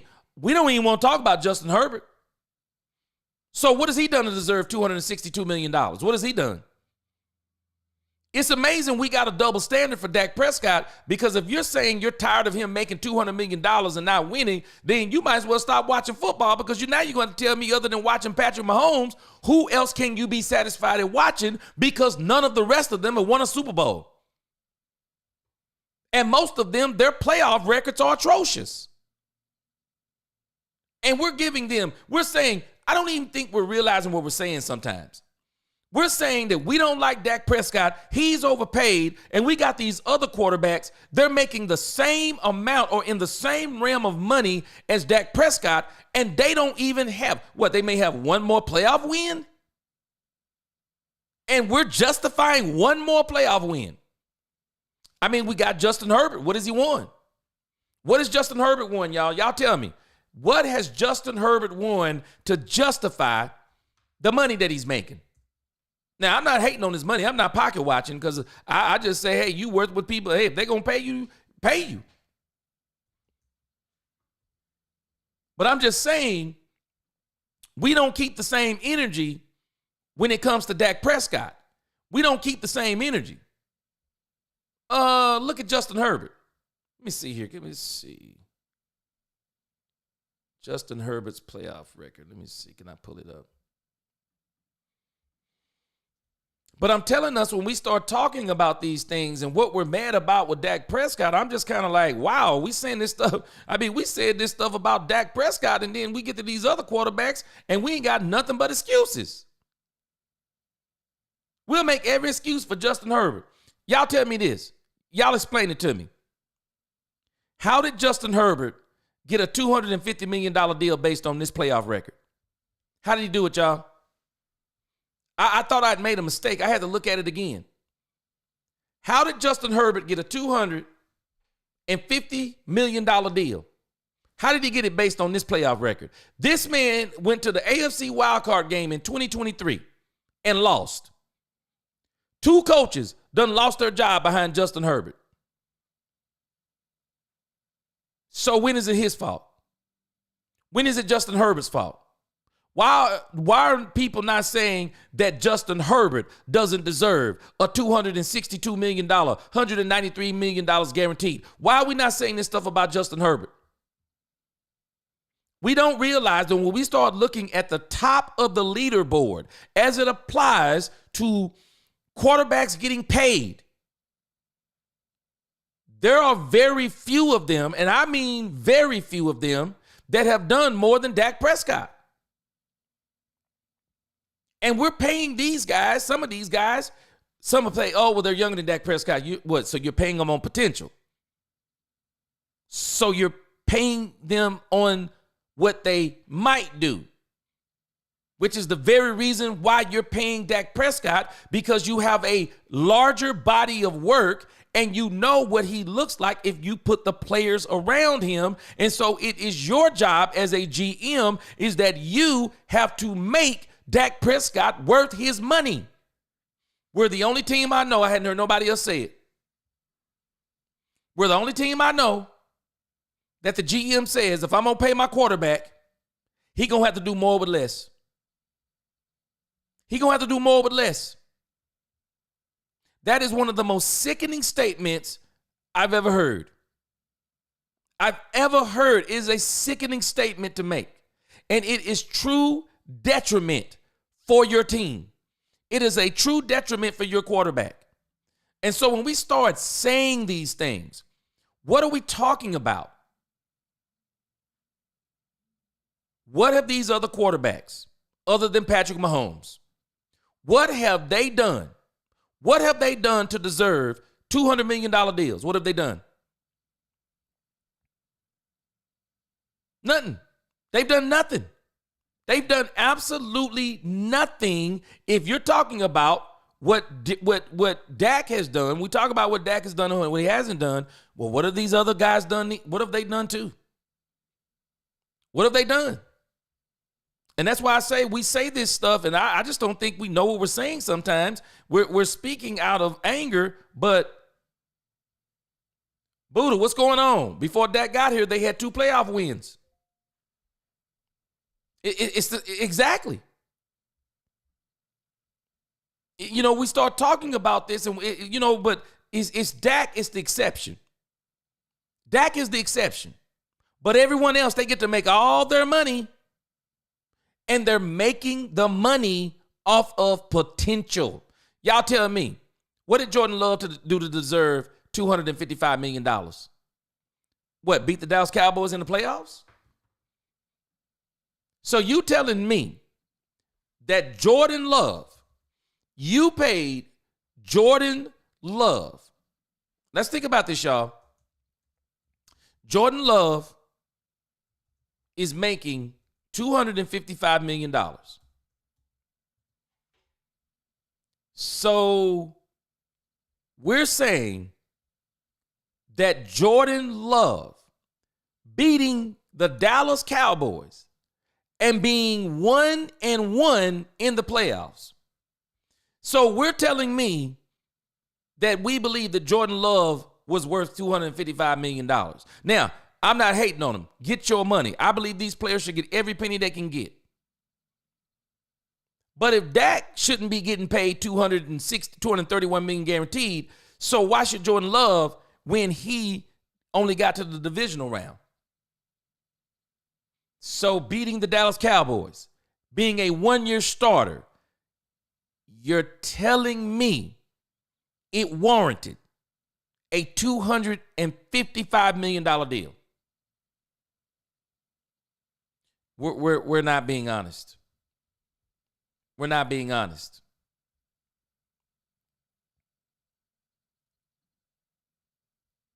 Zeke was never the same after he got the bag. Nope, never was the same. Dallas builds players to win Super Bowls for other teams. They don't develop players well. And you're right. What's going on, Aboriginal? A lot of times they'll get players, and those players will go on like DeMarcus Ware, and they'll go on and win a Super Bowl. And if we're not careful, Zach Martin is going to be the same way. I mean, I don't even know about being careful. I am not going to be surprised. Zach Martin, DeMarcus Lawrence, they're going to leave the Dallas Cowboys. They're going to go to a contender, and they're probably going to win.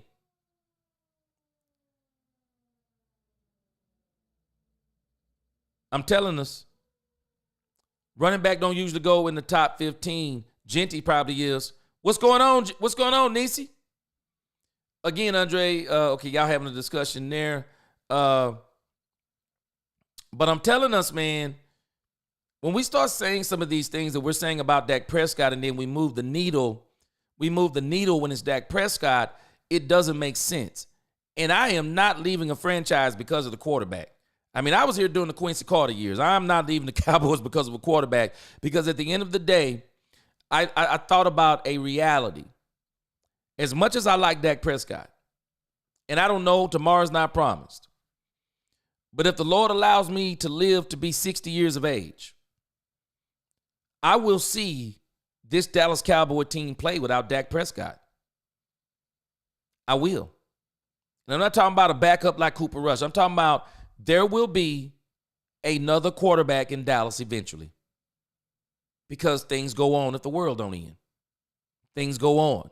And we'll have to be, and if there's another quarterback coming in here, and he's going to probably face a lot of the same things that they've done it now. They did it to Tony Romo. Now they're doing it to Dak Prescott.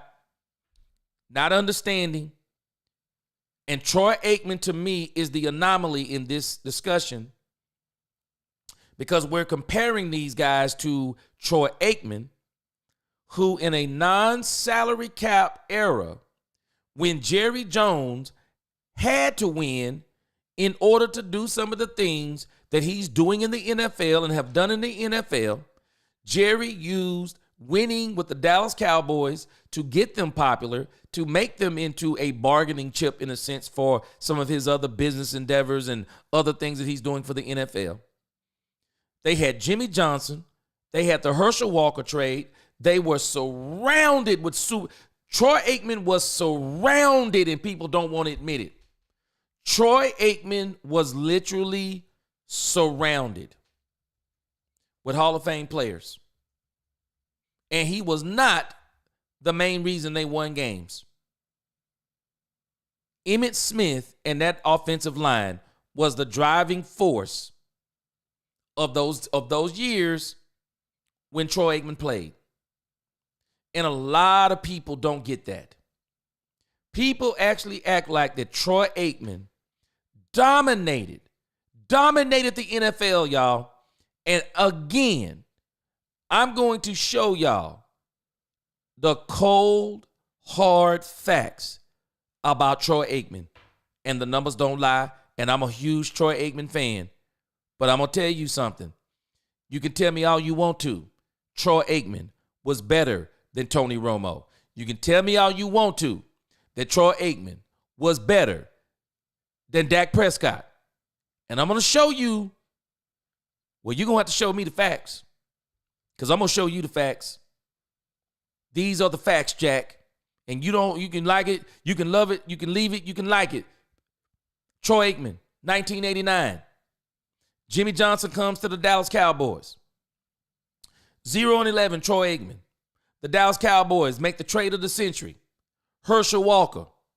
And as time went on, they began to develop that one trade of Herschel Walker into numerous draft picks and trades. I think they said that equated to somewhere around 20 to 24, something like that. It's insanity. 1990, Troy Aikman, 7-8. 1991, Troy Aikman, 7-5. And if I'm not mistaken, it might have been 91 that Troy Aikman was in a battle for his football life with Steve Berline. We get to 1992. Troy Aikman, 13-3. We get to 1993. Troy Aikman, 11-3. We get to 1994. 10-4. Now, if I'm not mistaken, 92, 93, we're still in the Jimmy Johnson era. 92, 93. These are Super Bowl years.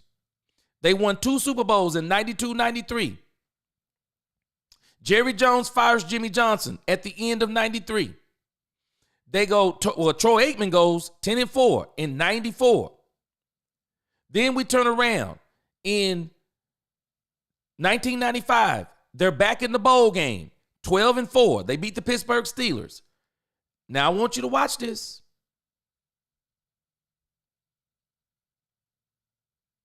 Take away 19. Now, after 1995, Jimmy Johnson is gone. Barry Switzer, they've destroyed the culture that is here now is the culture that is here in 95 when Barry Switzer wins that Super Bowl with Jimmy Johnson's team. And then it went totally crazy 1996 and beyond. Read it and weep again. Read it and weep. You gonna tell me that coaching don't matter? You're going to tell me that coaching don't matter? When you look at these Super Bowl teams of the last few years, look at the quarterback and look at the coach. Quarterback and the coach. You don't think coaching matters? Why did Troy Aikman fall off a cliff? Explain it to me. For all the Dak Prescott haters, you want to know what the difference was in Troy Aikman's career? You want to know what the difference was? What happened in 1993? What happened to Troy Aikman's career? What happened up in here even? You want to know how do you make a jump from 7-5 to 13-3? You want to know how you make that jump? Those Herschel Walker trades. The Herschel Walker trade started coming to fruition, and they started accumulating Hall of Fame players around Troy Aikman. Folk tell me all day long, man, Dak Prescott had some good teams. I'm going to do this in the offseason. I don't have time to do it in the regular season. Tell me anything you want to. You can take the best players from Tony Romo and Dak Prescott era, and I'll let you combine both of those eras, and you give me the best players all the way from the offensive line to the defensive line down to the ball boy. And I'll show you they never played. If you give me the quote-unquote Hall of Fame team of Tony Romo and Dak Prescott, they will never compare to the teams that Troy Aikman played with. They'll never compare. They'll never compare. Never. That's not taking nothing from Troy, but we're going to talk facts. Troy Aikman had super teams around him. Super teams, absolute super teams. Do you know how Jerry wanted that 94-95 one so bad? He wanted it so bad, y'all. You know who he brought to town? He brought to town none other than Deion Sanders.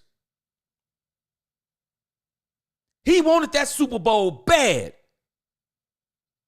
Jerry did everything he could do to get a Super Bowl because he wanted to prove he could win a Super Bowl without Jimmy Johnson. And I find it to be so ironic. The Dak Prescott haters. You talk to them about Troy Aikman after 95? Crickets.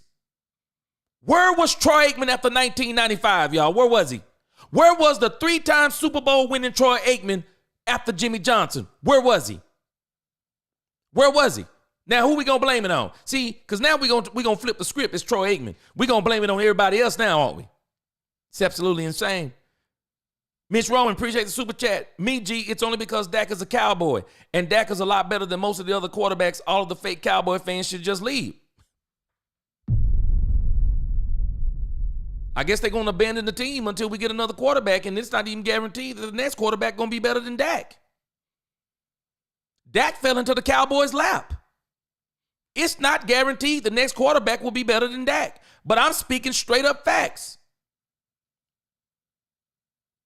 Where was Troy Aikman after that last Super Bowl. He fell off the cliff. Coaching matters. It just does. Coaches matters. Players matter. These things matter. And this is one of the reasons for me. Man,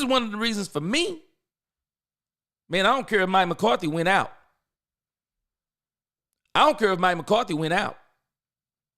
Mike McCarthy cannot be the coach for me. I don't care if he wins out. Jay Army said the problem is Jerry signed Mike McCarthy in 2020 and did nothing these 4 years to give McCarthy a legit stacked offense, good running game, and leaving him out to dry. I feel bad for him. And Jay Army, I think that's the very reason why you're going to bring him back. I just think Mike McCarthy's a part of the plan. I do. I think McCarthy's a part of the plan. Jordan Love is the reason they kicked A-Rod to the curb. His contract was expiring. Had to make a decision. Jordan Love is a risk. And we don't know what he's going to be. So what did they pay him based on? One playoff win? Well, if you're going to pay him off one playoff win, well, Dak might need to get his contract double for two. It's crazy. And then when you look at Justin Herbert, he ain't got none. Nietzsche said, aren't players paid for their performance during the season? They can't get to the playoffs without having a good season. All of these players will actually tell you, Nietzsche, and you already know this because I know your football knowledge. Players tell you, you don't actually get paid for the postseason. Why do they not get paid for what they do in the postseason? Because everyone knows there are other variables, other issues at play. You got to face the facts. Can you blame your quarterback if the team that you're playing is better than you? I mean, I know we believe that most quarterbacks, they're supermen and they beat teams better than them. Do we realize that the Kansas City Chiefs have actually been beating teams they're better than?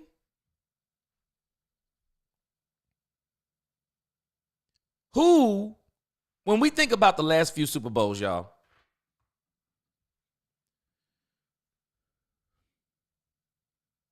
let's look at the last 10 Super Bowl winners just for a second.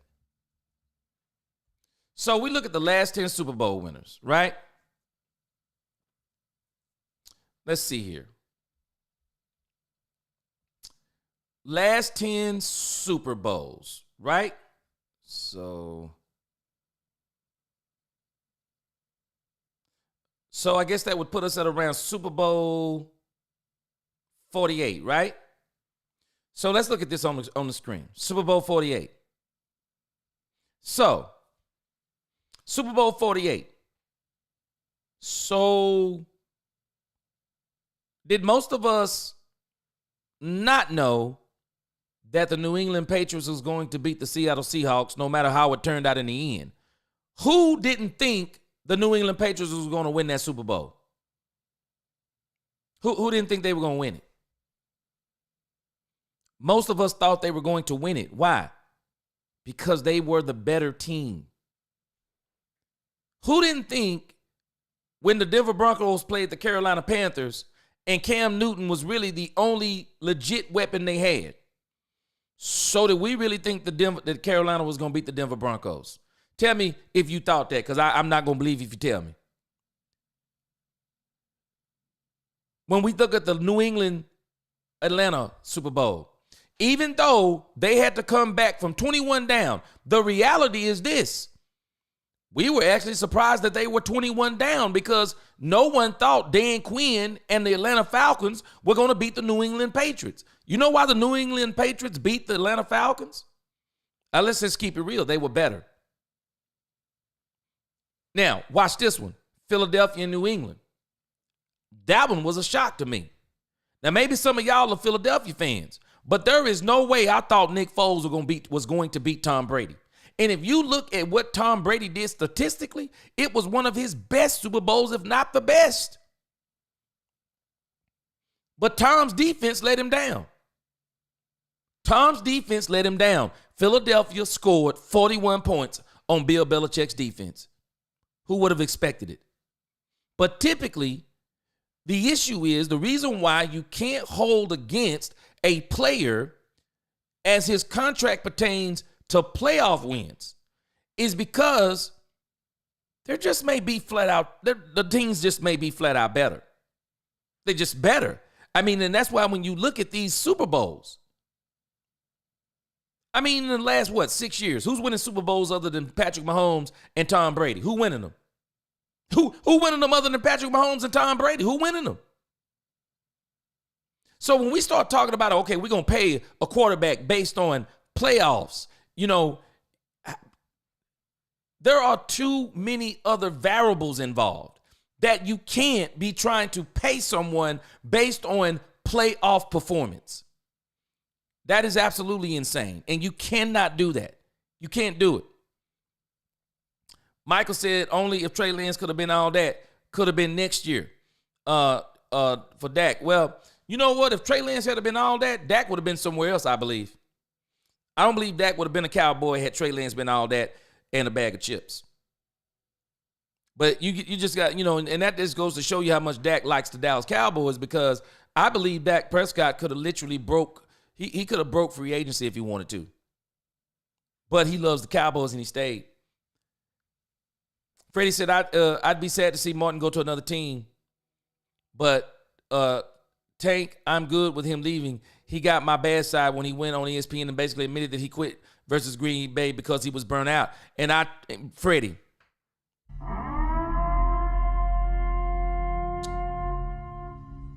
I didn't like it because I think he was trying to speak for the team. But I also think he let us in on something that we probably don't admit. I think sometimes, Freddie, that this team doesn't admit it, but I think that the media gets to this team. I truly think it does. I think it gets to this team. Yep, he admitted it. Stephen Jones did too. He said their plan was to replace Dak with Lance. And Dak is different than me because I would have left. I would have left. Freddie said, you never admit you are beat or tired before, during, after the game. Oh, yeah, I'm with you, Freddie. Because when you step on that field, there's no excuses. I don't want to hear you tired. I don't want to hear none of that stuff. You just get your butt. Hey, man, we got beat. That's one of the problems I always had with LeBron James. It's like there's always a reason when he get beat. No, man, you got beat. Nobody want to hear when you step on that court. I don't want to hear what's going on with you. You just got beat. Marvin Brown, thanks for reading my comment. Do you think Jerry Jones needs to step down as GM and fire Mike? Well, he ain't going to step down. He ain't going to fire himself. And Dion, like I said, Marvin, that was never happening. That was a pipe dream. Yeah, I believe they need to step down. They're not going to do it. They're going to keep doing their thing. Nisi said we don't have a Jimmy Johnson type head coach to pull off the Herschel Walker trade. And I'll tell you, Nisi, I think we got what we need. We're just not going to do it. Michael Parsons. I would trade Michael Parsons and Trayvon Diggs, both of them. I'd let Bill Belichick, or I'd say, hey, Bill, you're going to come in here, you're going to do what you want to do. I'll let you build it the way you want to build it. They're not going to do it, though. Well, you know what, Michael H., I'm not going to argue with you whether or not he was better, but I just showed you what he looked like. You got to explain, explain to me, why did he fall off a cliff? Why? Because you tell me he better, but I'll make another argument. I will argue that the team around Troy Aikman was 10 times better than any team that Dak and Romo has had. And I'm telling y'all might not realize it. You can tell me Troy Aikman was good all you want to, but he was not better athletically than Tony Romo. Y'all don't understand what I'm telling y'all, man. Y'all better go do some searching on Tony Romo. Tony Romo was an athletic freak, man. Tony Romo was an athletic freak. Man, Tony Romo, it ain't even Tony Romo and Dak Prescott. I'm telling you, there are many top 10 quarterbacks. I'll even go as far as 15. There are many top 15 quarterbacks that could have won on the 91, 92, 93, 92, 93, 94, 95 Cowboys. They could have. They could have. I don't know, and I'm not taking anything away from Troy Aikman, but I'm just speaking facts. I don't think we understand how much of an anomaly the team that they were able to build off of the Herschel Walker trade is insane. It'll never be done again. It'll never be. I promise you. Even Michael Parsons would never garner the players that they got off that trade. And not only that, how many of those players actually contributed to the Cowboys? How many of those players, people will never understand how many of those players they actually got off of that Herschel Walker trade. People do not understand how insane it is.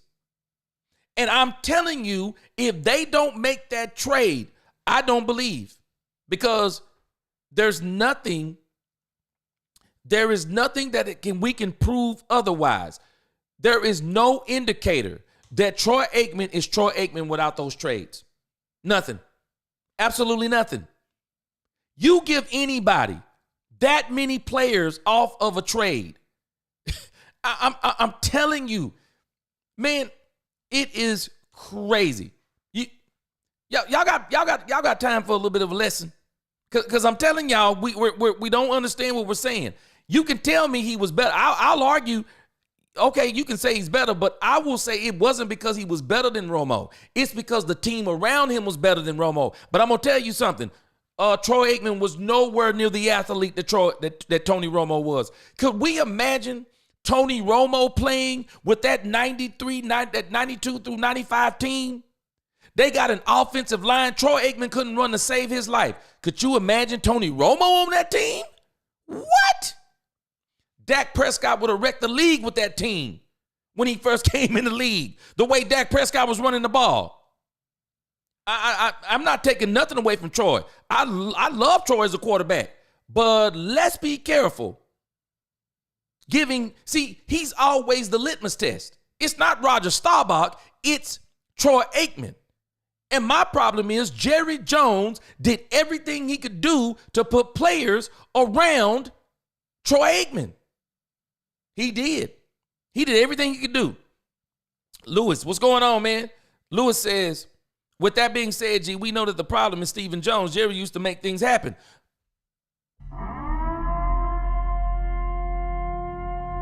I'm going to show us something. Let me read a couple comments, Lewis. Stick with me. I'm going to show all of us something.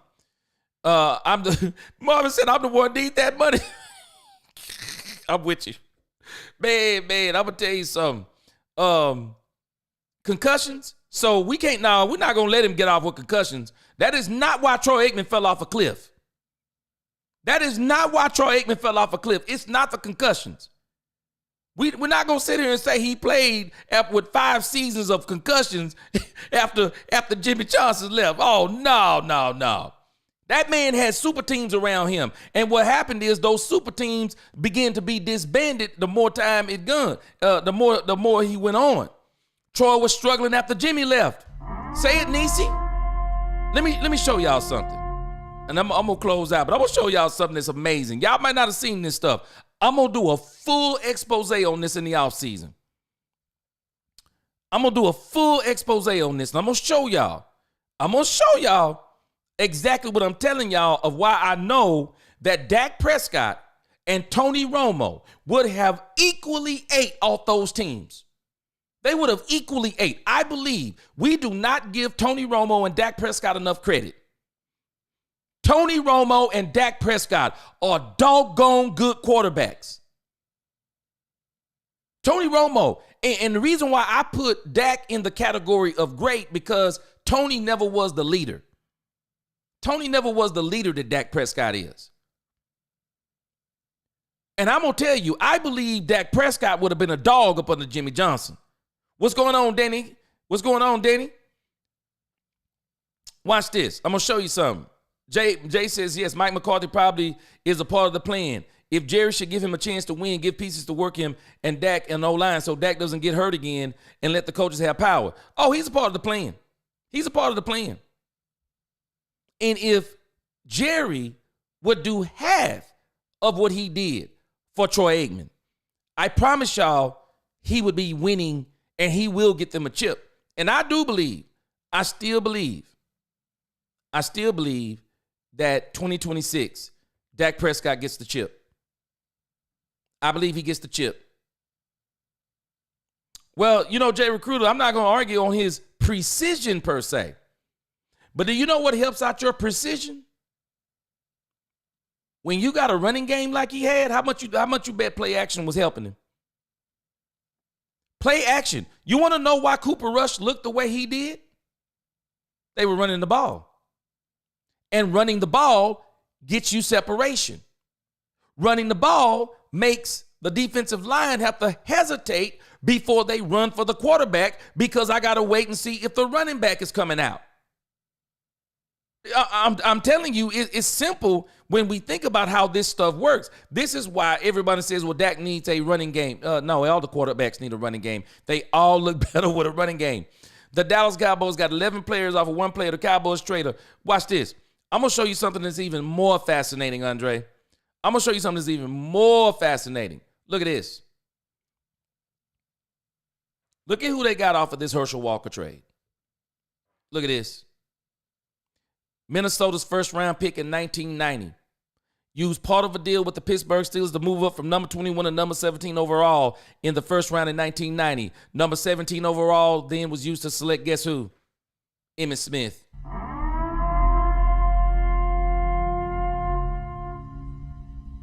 Y'all want to know who the foundation of the Dallas Cowboys was? It was Emmitt Smith. It was Emmitt Smith. Life changed when Emmitt Smith came to town, y'all.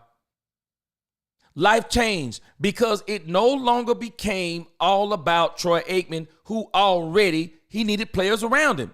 So he couldn't get it done like that. But look at this. 1990, second round pick. They used part of a deal to get the San Francisco 49ers third round pick in 1990. The third round pick they used to above the deal with Pittsburgh to get the number 17 overall. They used part of that deal to get Stan Smagala. Not familiar with him, but look at what happened in 1991. Tell me this wasn't a crazy one. Used as part of the deal to get the number 1 overall pick in 1991 draft from the New England Patriots with the first overall pick. Dallas selected none other than defensive tackle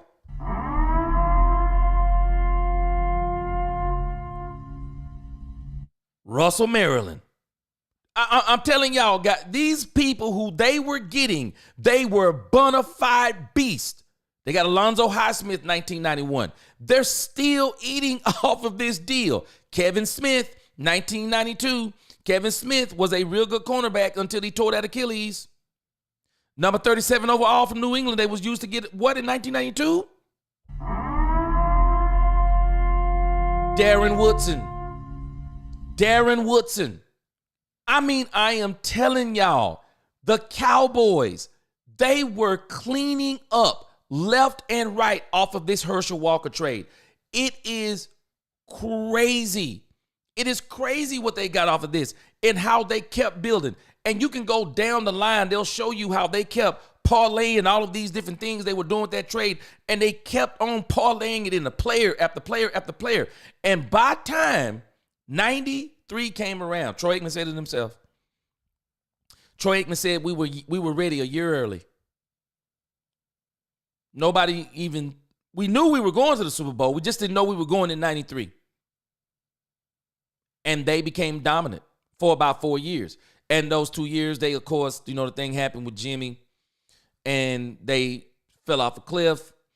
And, of course, I just keep telling folk, this is not taking anything away from Troy Aikman. But Deion Sanders said something. They were asking Deion about who were the toughest wide receivers that he faced. And Deion Sanders said something that I thought was so powerful. He said, y'all don't understand something. He said, this era is different. He said, y'all talk about wide receivers. He said, but our wide receivers, you didn't have to just worry about Jerry Rice. You had to worry about Jerry Rice and Joe Montana. You had to worry about Jerry Rice and Steve Young. You had to worry about Jerry Rice, Steve Young, and Stallworth on the other side. He was basically saying something. They don't hardly build teams like that no more. A lot of teams do not get the opportunity, y'all, whether we realize it or not. A lot of teams don't get to do what the Detroit Lions have. Do y'all realize the Detroit Lions have built what's called a complete team? The Detroit Lions literally have a complete team. I mean, what's their weakness? What's their weakness? The Detroit Lions have a complete team, and they built that complete team by having losing seasons, accruing draft picks, and then they got a GM who knew how to construct the team, build the team around the quarterback. Now, who would say Jared Goff is better than Lamar Jackson? Who would say it? Who would say on this chat right now that that Jared Goff is better than Lamar Jackson? Because I'm going to tell you that Lamar Jackson is better, more talented than Jared Goff. But you know what they did for Jared Goff? They didn't say he's not as talented as Lamar Jackson. They didn't worry about what he wasn't. They said this is what he is and this is what he needs. He is not a mobile quarterback. He needs a run game. He can do very well if we get him play action. And that's exactly what they've done for Jared Goff. Jared Goff has won 5 playoff games. He's been to the Super Bowl. He's won 5 playoff games. He's been to the Super Bowl. And the Detroit Lions said, even after the Rams threw him in the trash, and if you look at his record after that, I mean, he got to the NFC wildcard game. He got beat in the divisional round. The Rams threw him away. The Detroit Lions said, we know what he is. We're going to pick him up, and we're going to put a team around him. And they have literally built around Jared Goff a complete team. Oh, yes, Lewis. I know a lot of people want Ashton Genty, but I will agree with Jerry on this if he plans on getting a running back. I do believe there are about 3 to 4 running backs in this draft that even if it's not Genty, they are going to be very successful in the NFL. And depending upon the team they go to, they mess around and go to the right team. They're going to be better. They're going to be more successful. Maybe not better, but they're going to be more successful than Genty if they go mess around and go to the right team. The 70s fan says the Joneses have put a good team around Dak in the first few years, he might have won a Super Bowl. And I'm going to tell you, I still say something happened to this team that nobody saw coming. The Travis Frederick loss for this team changed everything. It changed everything. I truly believe with Travis Frederick, Ezekiel Elliott probably would have been Ezekiel Elliott for at least 1 to 2 more years. The line was that good. Wasn't Troy Aikman, Emmitt Smith good, but it was good. You talking Tyron, Frederick, Martin. Surely they would have been able to fill in the rest. Man, I am telling you, if they could have kept that line together for a few more years, man. Woo, yeah, Buddha. Yeah, Stokes was crazy. Mike said went from Dorsett to Walker to Smith, and Emmett was good for those teams, but didn't make the Cowboys known for running backs, the collective. Yeah, I'm telling you, man, and in particular, I never was a big fan of Herschel Walker. Don't get me wrong, because he's an athletic freak. I never thought he was the pure running back like the Dorsett and the Smith, which I don't know. Emmitt Smith, I mean, he benefited from a line. And you know what, Mike? I mean, you think about it. I mean, what if Herschel Walker would have ran behind that line? I mean, whew, man. Jay Recruiter says Lions had 4 top 10 picks in their last 6 years, and 2 of them were top 5. It helps, don't it, Jay Recruiter? Goff is above average. Yep. He's above average. And if anything, okay, if we don't want to say Dak is elite, is he above average? Because he at least got to be above average. And Nisi, you hit it right on the head. They enhanced. That's what you have to do. This is not just Dak Prescott. You have to look at your quarterback. There are hardly no quarterbacks that you're going to have and say, wow, he's everything. There's no weakness. And even if he has no weakness in the beginning, Father Time is undefeated. He will eventually have a weakness. And so you will still have to get to a point that you say, okay, what does he still do? What does he still do well? What does he still do good? Yeah, Freddie, I'm telling you. Now, Jimmy and Jerry gets some credit for this because Jerry was wheeling and dealing. Jerry wanted to win bad, man. He did. And that's why he was willing to listen. He was willing to listen to Jerry. And I'm sure Jimmy did some listening to Jerry too. And they got it done. I wish they could get on the same page like that today. Stephen Jones said he tried the Trey Lance spirit again with someone else. Man, I'm telling you, Stephen Jones is absolutely crazy. When he said that, man, you know what? That's why I say Dak don't. Man, I don't feel bad about no kind of way Dak getting his money from them jokers. How do you take a team to 2 Super Bowls but not good enough? They just want Stafford. Yeah, and you think about it. They put an even more super team around Stafford than they did around Jared Goff. Players matter. Coaching matters. They broke the bank when they got Stafford, and that's why they're still paying for it. That's why they're still paying for it. That's why the Rams, a lot of people don't realize it. They're in cap hell. It's going to be about another 2 seasons probably. Probably be another 2 seasons, and they're going to be on a total rebuild. Some people saying Stafford might retire. Oh, man, amped. Boy, if Sean Lee healthy, Hall of Fame, first ballot. Sean Lee healthy, first ballot Hall of Famer. Crazy. Troy Aikman had a lightning in the bottle. Yep. He had a great line in a tenacious defense, and his skill position players were out of this world. Man, I'm going to tell you something. I thought Dez Bryant was a great wide receiver, but I just don't think none of them compare. Even as good as I thought Drew Pearson was, boy, Michael Irvin. Michael Irvin was different, man. That dude was different. Freddie said Jimmy drafted all those 90s players, but who opened up? Yeah. No one other than Jerry. So don't sit around and stand there and tell me that Jerry had nothing to do. Oh, he had a lot to do with it. Yeah, he definitely had a lot to do with it. Problem is, he became more enamored with the money than winning. He would have been Henry. He would have been Henry before Henry. Yeah, Herschel Walker. Oh, yeah. Appreciate you, Wicked. What's going on, Wicked? Yep, smash that like button, y'all. Smash that like button, subscribe, hit that notification bell for sure. Appreciate you. That's what you get when Jerry tries to prove he can duplicate the JJ years. Yeah, he ruined that team. I hope the Lord keeps Jerry.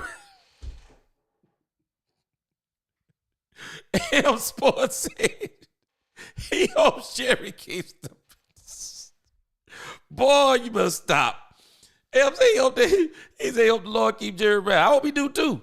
I hope he don't keep him. I don't want him to keep him around as the trying to be in the business. Because I'm telling you, it needs to be studied the fact that this man may have had a play sheet up there. So you telling me that while they're down there on the field playing the game, you telling me that Jerry Jones got a play sheet up there seeing what the play calls are?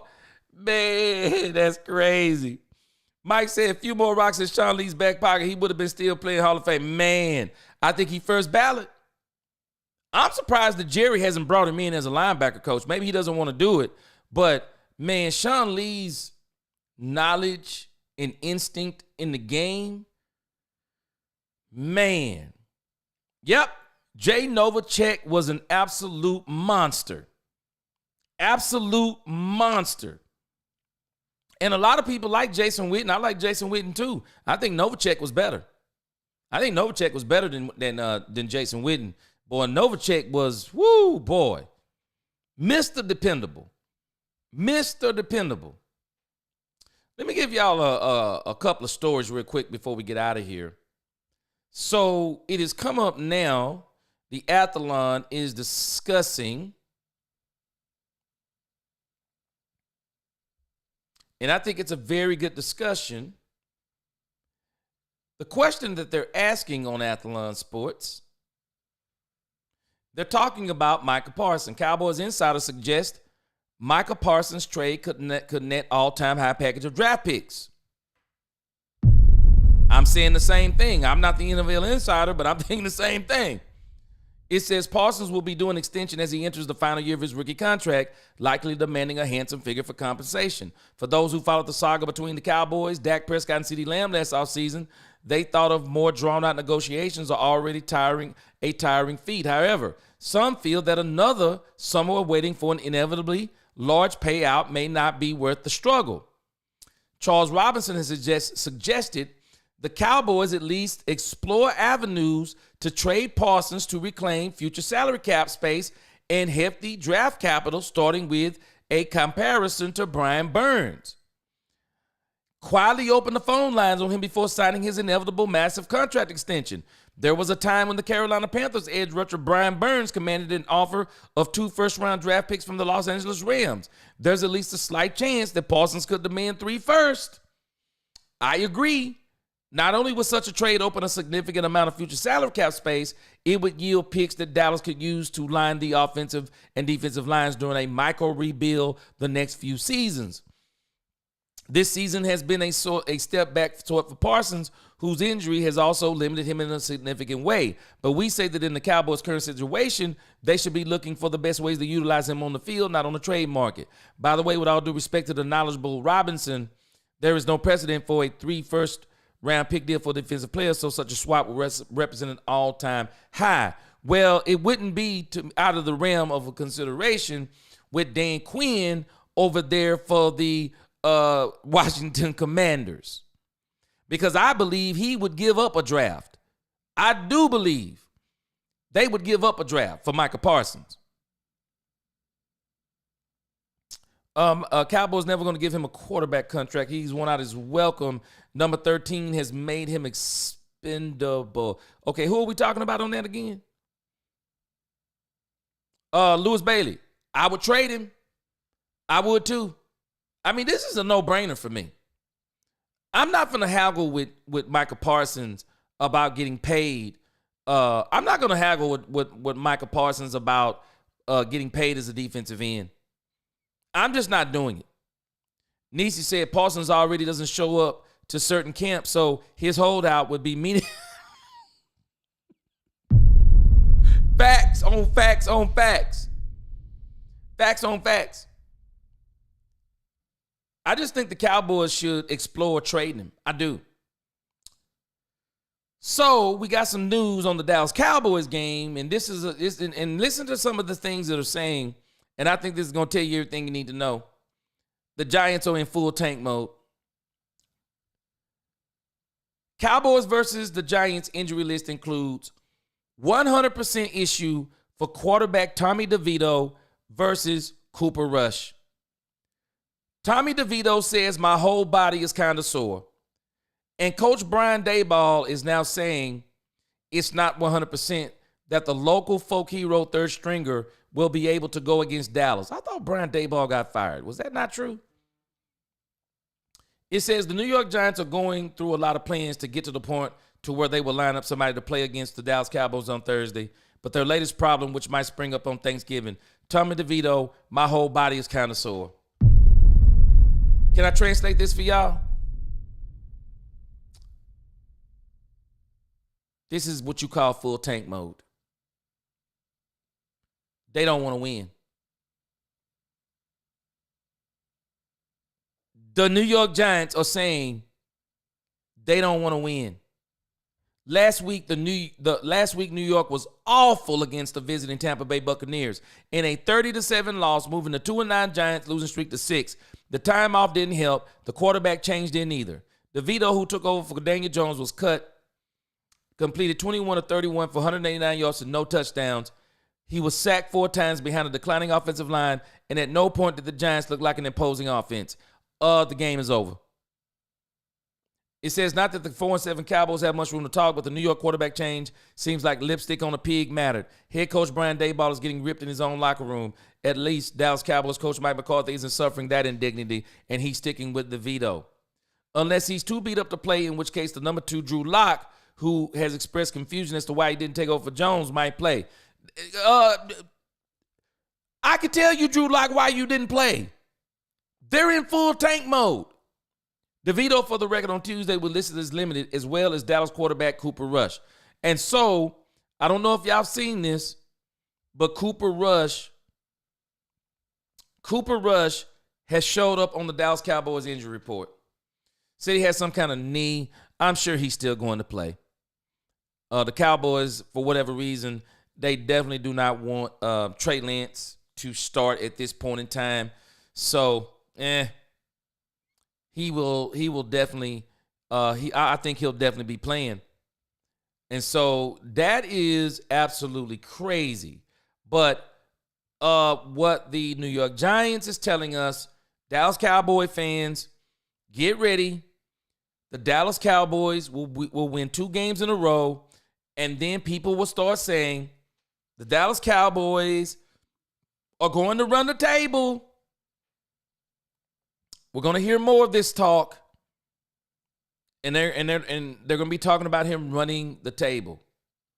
Last story here. Interested to see this. Might do this part of the live stream for tomorrow. Says here, Mike McCarthy breaks silence on where he stands after Jerry Jones remarks. Jerry Jones remarks as far as the extension. Dallas Cowboys Jerry Jones continues to keep everyone guessing about what he plans to do about his head coaching situation. Mike McCarthy seemed to have one foot out the door just a few days ago, but after Jones' comments during a radio interview on Tuesday morning, that may not be the case. He says, I don't think giving McCarthy a contract extension is crazy at all. We listened to that. That's not crazy. Listen, Mike McCarthy is an outstanding coach. I was watching the game last night, and Troy Aikman was talking about it, and he's reiterated that several times perfectly. He's a Super Bowl winning coach. While Jones' remarks make it seem like there's at least a path for McCarthy to get another contract, McCarthy himself didn't really seem to put too much weight into what the 82-year-old owner GM said. I really haven't talked about my future all year, so I'm definitely not going to start on a short week with an important division game, McCarthy told reporters. But I'm not going to throw away positive vibes either, so keep them coming. But that's not something I'm really focused on. I think he's a part of the plan. I do. Michael A. said, I can tell him why he's on his third team. Why he didn't play you on your third team, Drew Lock. Boy, do y'all remember when Drew Lock was supposed to be the truth? Drew Lock was supposed to be the truth, man. Niecy said Mike McCarthy has suffered in the locker room and in public by his own owner.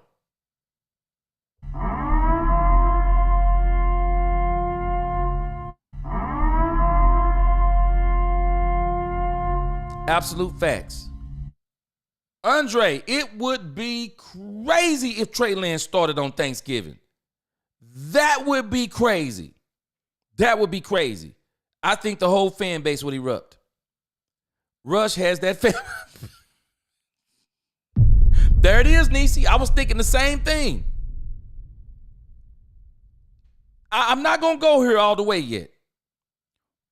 But would it not be crazy? They win a game, and then Trey Lance is on a short week thrown into the starting lineup. Why? Guaranteeing a loss? Or hoping it gets a loss? Michael said maybe Cherry is the one with the limited options. You know what? Niecy said this the other day. I mean, people better be careful. Who's to say Mike McCarthy wants to sign with the Cowboys again? With everything Jerry has put him through, who says he wants to sign again? And if he does sign again, is he signing for that mid-level contract? I mean, he could argue he got more wins. He got more wins, more playoff appearances. probably than coaches who are making more than him. Mike McCarthy could easily say, I'm not coming back here for no $5 million. Hey, I'm telling you, people got to understand what negotiations mean. If somebody else is willing to pay you. Donna Moore, I love Romo. Yeah, Romo got a lot of the Dak treatment too. A lot of people just don't realize it. Yep. It says that Cooper Rush was limited in practice. We're going to see what that means. Oh, Romo. Oh, no, you ain't getting Romo out that booth. He making $17.5 million. He would be deaf, dumb, and blind to come out of that booth for what Jerry going to pay. Not crazy. They already put the chum in the water. Cooper Rush injury report. You know what? Jerry can say anything he want to, but he going to have to prove to me that they're not trying to man, come on. If Cooper Rush don't play, nah, man, I ain't believing it. If Cooper Rush don't play, I know something up. And let me look at that report one more time, because if I'm not mistaken, somebody said that Trayvon Diggs doesn't actually have it's not a calf issue any longer. They're saying that Trayvon Diggs actually has a growing issue now. Let's see here. Has a growing issue. Yeah. Look on this injury report. This is crazy. We get Deron Bland back, and now rather than you seeing Trayvon Diggs and Deron Bland tag team back again, Yin Yang twins, look at what we got. And that may not be the right group. Y'all correct me. But look, Trayvon Diggs. I thought he had a calf injury. It went from calf to growing. And if he's got a groin and a knee injury, he limited on Monday, did not practice on Tuesday. We'll see what happened on Wednesday. Why would you play him on Thursday? Why would you even play him? I wouldn't even play him. I mean, unless you truly say you about to make a playoff run, I guess. Oh, you said Bill got too many options. Have you seen the tank list? Oh, he gonna have. You know what though? I'm gonna tell you something, Michael. You know what's funny about But I talked about this a couple of days ago. But the Cowboys are attractive to Bill Belichick because he'll have two things that he had a problem with finding after Brady. He won't have to find a quarterback. He likes Dak Prescott. He won't have to find a wide receiver. He likes CeeDee Lamb. So he'll have those pieces, and he could probably push for a trade on Micah Parsons, but if not, maybe he could work with Micah Parsons. So the Cowboys, people don't understand. They're not a rebuild like the Raiders, and I know you understand this. The Cowboys are not a rebuild like the Raiders. The Raiders are going to be a total rebuild. Cowboys are not a total rebuild. They got players. They got pieces. I mean, man, we got DeMario Overshown. I mean, really? Man, I'll trade Micah Parsons and that kid they keep talking about from Penn State. Man, I'll trade Micah Parsons and get that dude in a heartbeat and go and get me a real edge rusher with the draft picks that I'm going to get for him. Any quarterback could beat the Giants right now. Hey man, Louis, I'm gonna agree, man. I think they're gonna try. I think they're gonna try their best to give it up. Yeah, that's what we were just looking at, 70s fan. Who we got with the Walker trade, and one of them was none other than Emmitt Smith. And we traded and everything, and man, I'm gonna give Jimmy and Jerry credit. I'm gonna give Jimmy credit for the talent evaluation. I'm gonna give Jerry credit for the willingness to listen, to trust and believe and sign off on. And some of those things I believe, were initiated also by Jerry Jones. Nisi said, I know we're playing Thursday and I love my team. I'm going to eat as early as possible. Uh-oh. Nisi said, I'm going to eat as early as possible. My food digest. Cowboys can spoil your dinner. Man, let me tell you. You know what, Nisi, not me? Because at this point, I'm still where I was before this game. I'm not going to let the Commanders and then the Giants make me think that this team literally is trying to make a playoff run. If the Cowboys only win one more game, which I think that game will be the Giants, possibly the Panthers, with as bad as it is in there, they still may be able to be at about 12-13 with 5 or 6 wins. So I'm not believing them when they say they're not caring about the draft. I'm not believing it. Lewis Bailey, the Giants are doing a better job of taking in the cap. Oh yeah, Lewis. They all in on it. They like, nah, man. Nah.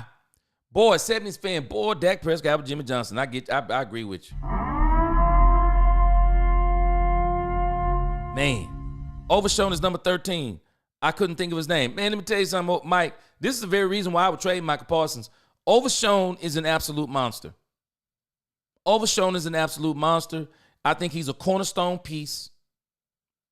And I think he is someone that you want to start trying to say, you know what? Maybe we could afford. Because you don't get this out. Because Michael wants to play D end. And I'm not going to keep arguing with a player about what he's going to play. If you're going to argue with me about you going to play D end, then I'm going to let you D end on somebody else's team. I'll get me somebody who is a true edge rusher. I'll get me one of those Bosa's or TJ Watts. I'll get me one of those type of players in the draft. They got some out there this year. I would get one of them. And I would start building with DeMario and Overshown. He's got a high motor, man. Very high motor. Yep, they said it. Dak Prescott, Colin Cowherd, classic Dak Prescott hater. Dak Prescott with a running game is Patrick Mahomes. Colin Cowherd said it, I didn't.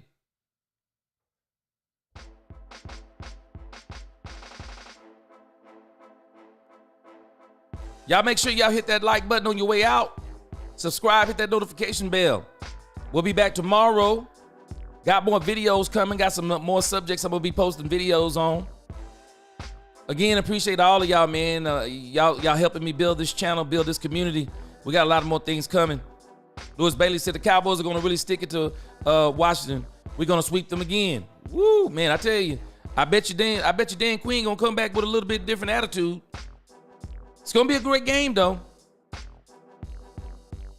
But the Cowboys, our fan base, Dallas Cowboys, we are going to be able to enjoy another win for the next 10 weeks. Not 10 weeks. 10 days we're going to have of we won 2 games in a row. And we'll be talking about what could have been. And we're going to still have a whole lot of fun talking about the Dallas Cowboys. And then we're going to get to what I call our gauntlet. And the Cowboys are going into play. If they're truly going to make a playoff run, do y'all realize the Dallas Cowboys are actually in the playoffs immediately after the Giants game? The Bengals and the Cowboys are going to be playing for playoffs. Well, I can't believe I'm saying what I'm saying. But the Bengals and the Cowboys are going to be playing in hope of a playoff spot. And every team the Cowboy plays will be in that mode, minus the Panthers. But after that, Bucks, playoffs. Eagles, playoffs. Commanders, playoffs. So we're going to have our work cut out for us, guys. But we're going to be able to enjoy. Appreciate you, Michael H. Make sure you subscribe, man. Appreciate your participation. We're going to be able to enjoy 2 wins, y'all. And Nisi, don't you worry. You're going to be able to eat some extra helpings because the Cowboys going to be beating the Giants so bad by halftime that we're going to be laughing, sitting around, talking and playing cards and doing whatever else and just looking over at the game talking about, man, the Cowboys done their thing. So, I'll see y'all again tomorrow if you're here. And I appreciate you, Jose. Y'all have a good week. Till the next time, let's talk Cowboys where we talk facts. Peace.